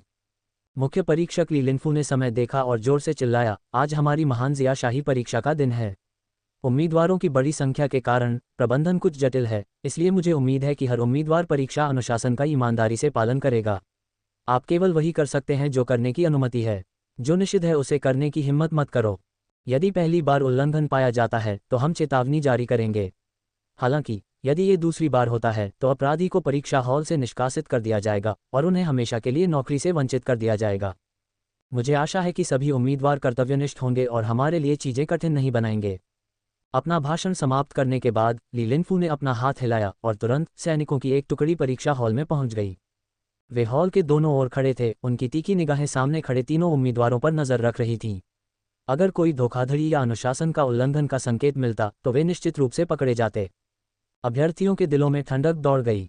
ऐसा प्रतीत होता है कि महान जिया राजवंश इस परीक्षा को बहुत गंभीरता से लेता था, इसलिए कड़ी निगरानी रखी जाती थी। कई अभ्यर्थी घबरा गए, हालांकि कुलीन परिवारों के युवा वंशज और भी अधिक उत्साहित थे। ये बहुत बेहतर है। Ads by pub future. उन सभी ने कुलीन परिवारों में कठोर प्रशिक्षण प्राप्त किया है, इसलिए वे परीक्षा के दौरान शांत रह पाते हैं तथा सम्मान या अपमान की परवाह किए बिना सामान्य रूप से प्रदर्शन कर पाते हैं। हालांकि अन्य उम्मीदवारों के लिए ऐसा नहीं कहा जा सकता। परिणामस्वरूप उनके आगे खड़े होने की संभावना और भी बढ़ जाती है। मुझे आश्चर्य है कि उस मूर्ख सम्राट को कैसा महसूस हुआ होगा जब उसे पता चला होगा कि उसके देश में कुलीन परिवारों के इतने सारे लोग घुसपैठ कर चुके हैं। हाँ, उसकी अभिव्यक्ति निश्चित रूप से देखने लायक होगी। तभी एक तीखी आवाज सुनाई दी, महाराज आ गए हैं। सभी लोग खड़े हो गए, हाथ जोड़कर प्रणाम किया। हम आपका अभिवादन करते हैं, सम्राट अमर रहें। मंत्रीगण, परीक्षार्थियों, ऐसी औपचारिकताओं की कोई आवश्यकता नहीं है। लिन बेईफान ने मुस्कुराते हुए हाथ हिलाया, आज ग्रेट जिया इंपीरियल परीक्षा का दिन है। मैं उन सभी परीक्षार्थियों का हार्दिक स्वागत करता हूं जो इस शाही परीक्षा में भाग लेने के लिए दूर दूर से आए हैं। मुझे पूरी उम्मीद है कि आप में से हर कोई अपनी क्षमता के अनुसार सर्वश्रेष्ठ प्रदर्शन करेगा और स्वर्णिम सूची में अपना नाम दर्ज कराएगा। धन्यवाद महाराज, सभी ने एक स्वर में कहा। ठीक है, बहुत हो गई बात, अब मैं आपके सामने प्रश्न प्रस्तुत करूंगा। परीक्षार्थियों का उत्साह बढ़ गया, वे तैयार थे। महामहिम एक प्रश्न पूछने वाले हैं। इस प्रकार सभी ने ध्यानपूर्वक सुनने के लिए अपने कान खड़े कर लिए तथा एक भी शब्द नहीं चूकना चाहा। परीक्षार्थियों, आपको पता होना चाहिए कि मेरे मन में कुलीन परिवारों के लिए गहरी नफरत है। मेरा हमेशा से मानना रहा है कि वे राष्ट्र के परजीवी हैं, स्वार्थी और लालची, जो राष्ट्र और आम लोगों का खून चूसते हैं और बदले में कुछ नहीं देते। इतना ही नहीं, वे प्रतिभाओं को बढ़ावा देने के चैनलों को भी नियंत्रित करते हैं, जिससे सभी विद्वानों को आगे बढ़ने से रोका जा सकता है। ये सुनकर परीक्षार्थियों ने सहमति में सिर हिलाया। क्या वे यहाँ शाही परीक्षा में भाग लेने के लिए इसलिए नहीं आए थे कि उनकी उन्नति के रास्ते बंद कर दिए गए थे? पढ़ाई लिखाई और आधिकारिक पदों के लिए प्रयास करने के बावजूद कुलीन परिवारों की संतानों को विशाल पुस्तकालयों और प्रसिद्ध शिक्षकों से मार्गदर्शन प्राप्त हुआ। छोटी उम्र से ही ज्ञान के सागर में तैरने के कारण वे स्वाभाविक रूप से शाही परीक्षा में अव्वल आए, शीर्ष स्थान प्राप्त किया और प्रतिष्ठित सूची में अपना नाम दर्ज कराया। और वे निम्न वर्ग में पैदा हुए थे और उनके घर खाली थे, इसलिए कभी कभी उन्हें एक किताब प्राप्त करना भी बहुत कठिन लगता था। ब्रश, स्याही, कागज और इंकस्टोन जैसी वस्तुओं पर काफ़ी खर्च हुआ। ये तो बताने की आवश्यकता ही नहीं कि यदि किसी प्रसिद्ध शिक्षक को इनके बारे में पता चल जाता तो ये सौभाग्य की बात होती कि उन्हें पढ़ाने के लिए इच्छुक प्रशिक्षक मिल जाता। कुछ छोटे देशों में ये कुलीन परिवार सीधे शाही परीक्षा को नियंत्रित करते थे तथा ये तय करते थे कि कौन आगे बढ़ेगा और कौन नीचे जाएगा, जिससे आपके पास कोई विकल्प नहीं बचता था। यदि कोई व्यक्ति परीक्षा पास कर भी लेता और उसे सरकार में सेवा करने का अवसर मिल जाता तो भी रैंक पर चढ़ना कठिनाइयों से भरा होता। ऐसा इसलिए था क्योंकि कुलीन परिवारों के संबंध पूरे दरबार में फैले हुए थे और कभी कभी उनकी बातें सम्राटों से भी अधिक महत्वपूर्ण होती थीं। जब वे अपने लोगों के बीच ही आधिकारिक पद रख सकते हैं तो वे दूसरों के लिए पद क्यों आरक्षित रखेंगे? तो अंत में या तो आप उनके साथ शामिल हो जाएंगे या फिर अपना जीवन निराशाजनक गुमनामी में बिताएंगे। Ads by pub future. जहां तक आपके दिल में जो महत्वाकांक्षाएं हैं उन्हें भूल जाए, नहा धोकर सो जाए। ये वास्तव में इसलिए था क्योंकि कुलीन परिवारों द्वारा पदोन्नति का मार्ग अवरुद्ध कर दिया गया था, इसलिए वे अपना भाग्य आजमाने के लिए ग्रेट जिया के पास आए। इसी कारण से मैंने एक आदेश जारी किया है कि कुलीन परिवारों की किसी भी संतान को महान जिया शाही परीक्षा में भाग लेने से मना किया जाए। भले ही वे उत्कृष्ट हों, मैं उन्हें नहीं चाहता। लिन बेईफान ने जोर से घोषणा की। महामहिम बुद्धिमान हैं। परीक्षार्थी कृतज्ञता से रो पड़े। लिन बेईफान के साथ पहचान की अधिक भावना महसूस कर रहे थे। मुझे हमेशा से विश्वास रहा है कि सोना चमकेगा। आप लोगों के बीच वह सोना अवश्य होगा जिसकी मुझे तलाश है, जो अभी धूल में ढका हुआ है। मुझे उम्मीद है कि इस शाही परीक्षा के माध्यम से आप सभी अपने स्वयं के प्रकाश से चमकेंगे, सभी प्रांतों और क्षेत्रों को रोशन करेंगे। आपकी कृपा के लिए धन्यवाद महामहिम, अभ्यर्थियों ने ऊंची आवाज में कहा। कई अभ्यर्थी इतने उत्साहित थे मानो उन्हें मुर्गे के खून का इंजेक्शन लगा दिया गया हो। वे अत्यंत उत्तेजित थे।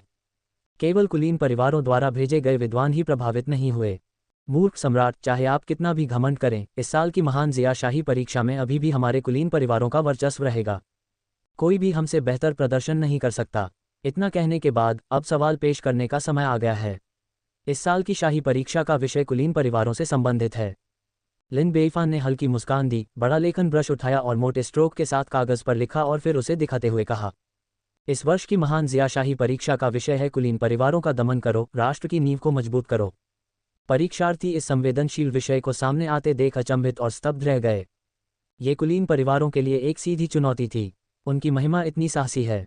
केवल कुलीन परिवारों के विद्वान, जो कुछ क्षण पहले तक आत्मसंतुष्ट थे, अब क्रोध से लाल हो गए थे, उनके चेहरे काले पड़ गए थे।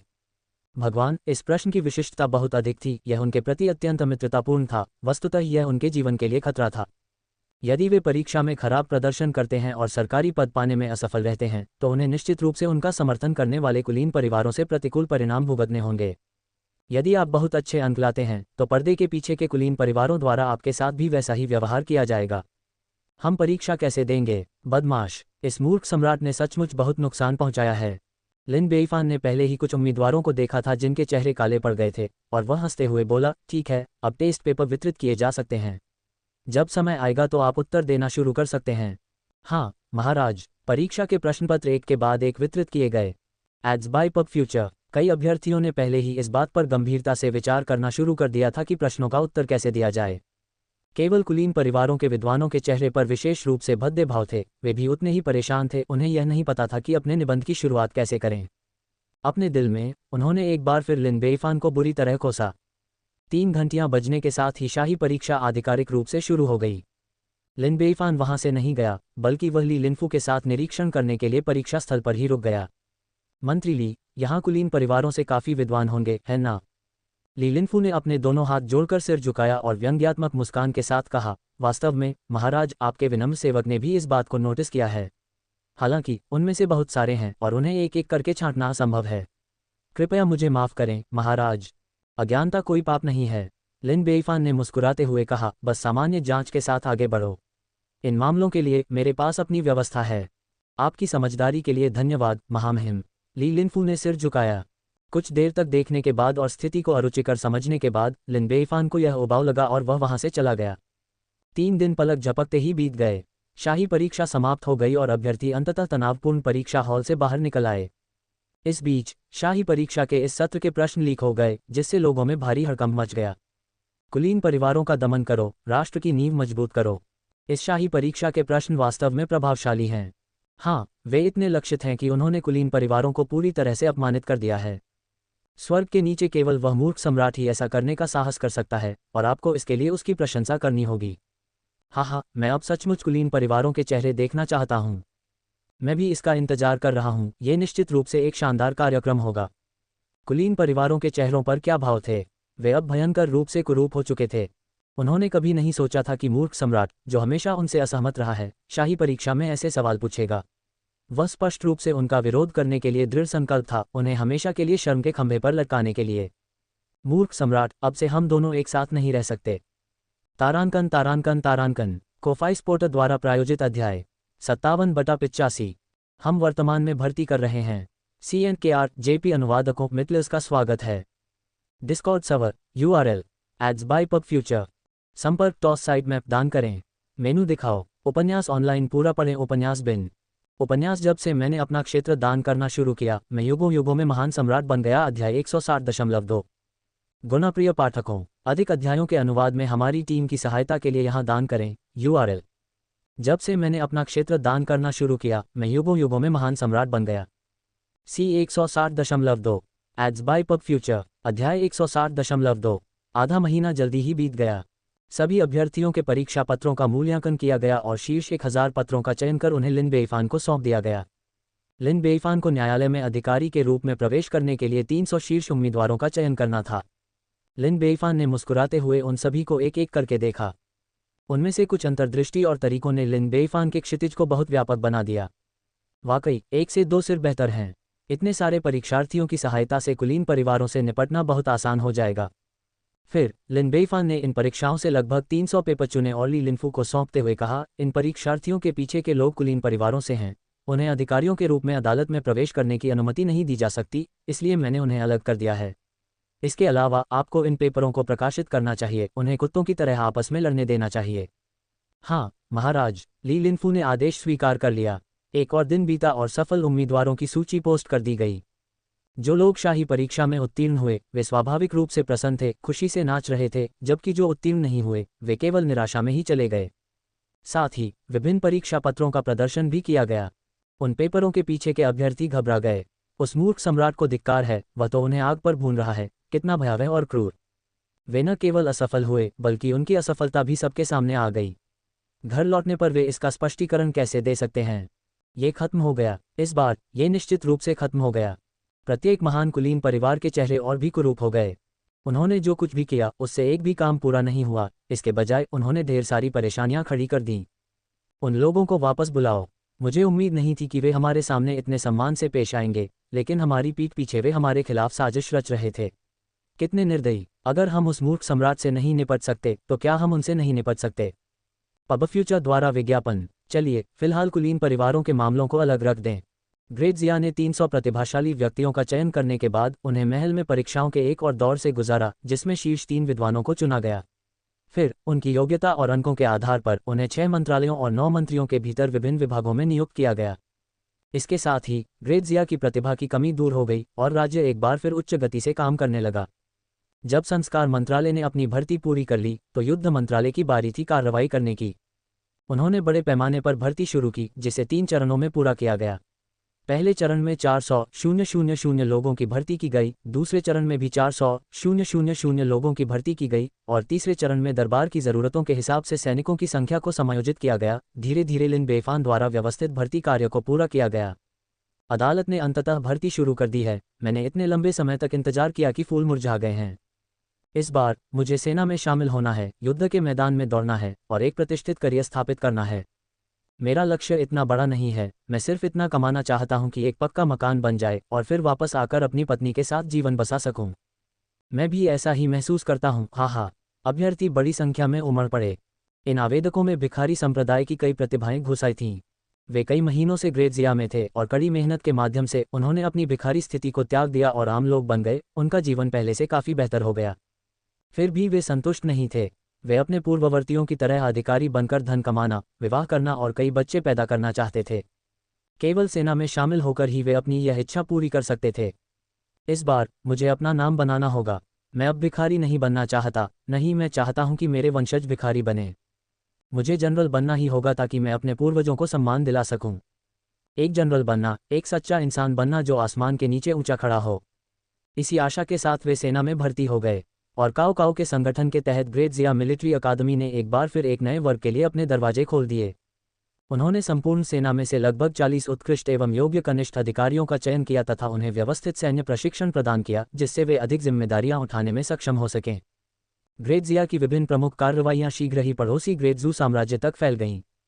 महान जू साम्राज्य के नागरिक और सैन्य अधिकारी दहशत की स्थिति में थे। ये ज्ञात था कि अब केवल उनका देश ही ग्रेट जिया की सीमा पर है। महान जिया सैनिकों की भर्ती कर रहा था और अधिकारियों को प्रशिक्षण दे रहा था, जिसका निश्चित रूप से मतलब था कि वे युद्ध की तैयारी कर रहे थे। यदि वे युद्ध पर जाएं तो किससे लड़ेंगे? ये केवल वे ही हो सकते हैं, महान जू किंगडम। इसके अलावा ग्रेट जू किंगडम ने ग्रेट जिया को पूरी तरह से नाराज कर दिया है। यह आश्चर्य की बात होगी अगर ग्रेट जिया ने उन पर हमला करने के लिए सेना नहीं भेजी। इस प्रकार उन्होंने महल में प्रवेश किया और महान जू सम्राट को मामले की सूचना दी ताकि शीघ्र तैयारी की जा सके। हालांकि महान जू सम्राट असामान्य रूप से शांत था। चिंता मत करो, चाहे वे कितनी भी हलचल मचाएं, ये बेकार है। क्या चींटियां स्वर्ग की अवहेलना करने का सपना देखती हैं? अधिकारियों के चले जाने के बाद महान जू सम्राट महान जिया की दिशा में देखने से खुद को रोक नहीं सका। जल्द ही मुझे सफलता मिलेगी, बस थोड़ा और धैर्य रखो। इस समय लिन बेईफान एम्पायर सैंडबॉक्स के माध्यम से पूरे देश का सर्वेक्षण कर रहा था। ये देखते हुए कि पूरा देश उनकी योजना के अनुसार लगातार विकास कर रहा था, उन्होंने संतोष में सिर हिलाया। अब ग्रेट जिया की आबादी 20 मिलियन से अधिक हो गई है, घरेलू संसाधन 500 मिलियन टेल से अधिक हो गए हैं और कुल सैन्य शक्ति 200,000 से अधिक हो गई है। जब तक हम एक और इनेट और एक ग्रैंड मास्टर को मना सकते हैं और फिर अपने क्षेत्र का विस्तार कर सकते हैं, हम एक राजवंश की ओर बढ़ सकते हैं। सबसे कठिन काम था ग्रैंड मास्टर बनना। अब तक लिन बेईफान का किसी ग्रैंड मास्टर से सामना नहीं हुआ था, इसलिए उसके पास किसी को मनाने का अवसर भी नहीं था। इस समय लिन बेईफान ने एम्पायर सैंडबॉक्स में कुछ असामान्य बात देखी। Ads by pub future. हो, यहाँ भिक्षुओं का एक समूह है। एम्पायर सैंडबॉक्स के परिप्रेक्ष्य से लिन बेईफान ने देखा कि भिक्षुओं ने बहुत ही उत्तम वस्त्र पहने हुए थे जो काफ़ी असाधारण लग रहे थे। समूह का नेतृत्व एक वृद्ध भिक्षु कर रहे थे जो ब्रोकेड पैटर्न वाली शानदार कासया पहने हुए थे। उनके सिर पर वैरोचना टोपी थी, हाथ में एक टिन का डंडा था, आंखें बंद थीं और चेहरा शांत था, जिससे एक राजसी और गरिमा में आभा फैल रही थी। पहली नज़र में ही पता चल जाता था कि वह एक अत्यंत निपुण भिक्षु थे। अमिताभ, बूढ़े भिक्षु ने अपनी हथेलियां एक साथ रखीं और दयालु आंखों और एक दयालु भाव के साथ बोला, आगे महान जिया है, एक ऐसी भूमि जिसके बारे में कहा जाता है कि वहां एक भी मंदिर या बुद्ध की तलाश करने वाला कोई भिक्षु नहीं है। बौद्ध धर्म के लिए एक बर्बर जगह। धर्म के उत्कर्ष के बिना सभी प्राणी पीड़ित हैं, इसलिए हम बुद्ध की शिक्षाओं को फैलाने, सभी प्राणियों को पार लगाने और लोगों को दुख के सागर से मुक्त करने के लिए आए हैं। भिक्षुओं ने एक स्वर में कहा, हे गुरुवर अमिताभ। इसके साथ ही वे ग्रेट जिया के क्षेत्र में कदम रख चुके थे। रास्ते में उन्होंने आम लोगों को पीली धरती की ओर मुंह करके और आकाश की ओर पीट करके खेतों में बड़ी कठिनाई से काम करते देखा, जिसे देखकर उनकी आंखों में और भी अधिक करुणा भर गई। अमिताभ, संसार दुखों का एक विशाल सागर है और सभी प्राणी संकट में हैं। केवल बुद्ध में विश्वास और बुद्ध की पूजा के माध्यम से ही महान मुक्ति, महान सहजता और महान स्वतंत्रता प्राप्त की जा सकती है। ये गरीब भिक्षु उन्हें दुख के सागर से बाहर निकलने में मदद करेगा। जब गुरु कोई कदम उठाते हैं तो सफलता अवश्य मिलती है। बौद्ध संप्रदाय को कुछ और श्रद्धालु अनुयायी मिलने वाले हैं। एक युवा भिक्षु खुश हुआ। बूढ़े साधु ने सिर हिलाया, शिष्य, तुम मेरी बहुत चापलूसी कर रहे हो। यह इतना आसान नहीं है न? हालांकि उसके स्वर में अभी भी गर्व की झलक थी। वास्तव में उनमें धर्मांतरण का कुछ कौशल था। यही कारण है कि उन्हें बौद्ध धर्म की शिक्षाओं का प्रसार करने के लिए भेजा गया था। वे खेतों में पहुंचे और वहां काम कर रहे कुछ किसानों से ऊंची आवाज में कहा, अमिताभ, सभी दाताओं को नमस्कार। सभी ने देखा कि एक भव्य वेशभूषा में एक वृद्ध भिक्षु उनकी ओर आ रहा है। दूसरा पक्ष अति सुंदर ब्रोकेड कासाया पहने हुए था। उसके हाथ में सोने के समान चमकने वाला एक डंडा था। उसका चेहरा करुणा से भरा हुआ था, जो बहुत ही आकर्षक छवि प्रस्तुत कर रहा था। किसानों के समूह ने एक दूसरे की ओर देखा और उनमें से एक ने पूछा, क्या आप दूर से आए साधु हैं? आप हमारे पास क्यों आए हैं? इस बेचारे भिक्षु का नाम सांची है। इस बार जिया की मेरी यात्रा मुख्य रूप से बौद्ध धर्म की शिक्षाओं का प्रसार करने और सभी सजग प्राणियों को मोक्ष की ओर ले जाने के लिए है। जैसा कि कहावत है, बुद्ध उन लोगों को ले जाते हैं जिनका बुद्ध के साथ पहले से ही लगाव होता है। आप दाता वास्तव में वे लोग हैं जिनका बुद्ध के साथ ऐसा ही लगाव है, और इसलिए यह बेचारा भिक्षु विशेष रूप से आपको ज्ञान देने आया है, अमिताभ। आदरणीय भिक्षु ने गरिमापूर्ण और मूल्यवान रूप से कहा। किसी ने उनसे संदेहपूर्वक पूछा, बौद्ध धर्म सीखने का क्या लाभ है? तारांकन तारांकन तारांकन कोफाइस पोर्टर द्वारा प्रायोजित अध्याय 58/85। हम वर्तमान में भर्ती कर रहे हैं। CNKR JP अनुवादकों मित्लर्स का स्वागत है। Discord server URL ads by pub future. संपर्क टॉस साइट मैप दान करें। डैनी एन द्वारा प्रायोजित अध्याय 54/75। हम वर्तमान में भर्ती कर रहे हैं। CNKR JP अनुवादकों मित्लर्स का स्वागत है। Discord server URL ads by pub future. संपर्क टॉस साइट मैप दान करें। अनुवादकों मित्लर्स का स्वागत है। Discord server URL PubFuture द्वारा विज्ञापन। संपर्क टॉस साइट मैप दान करें।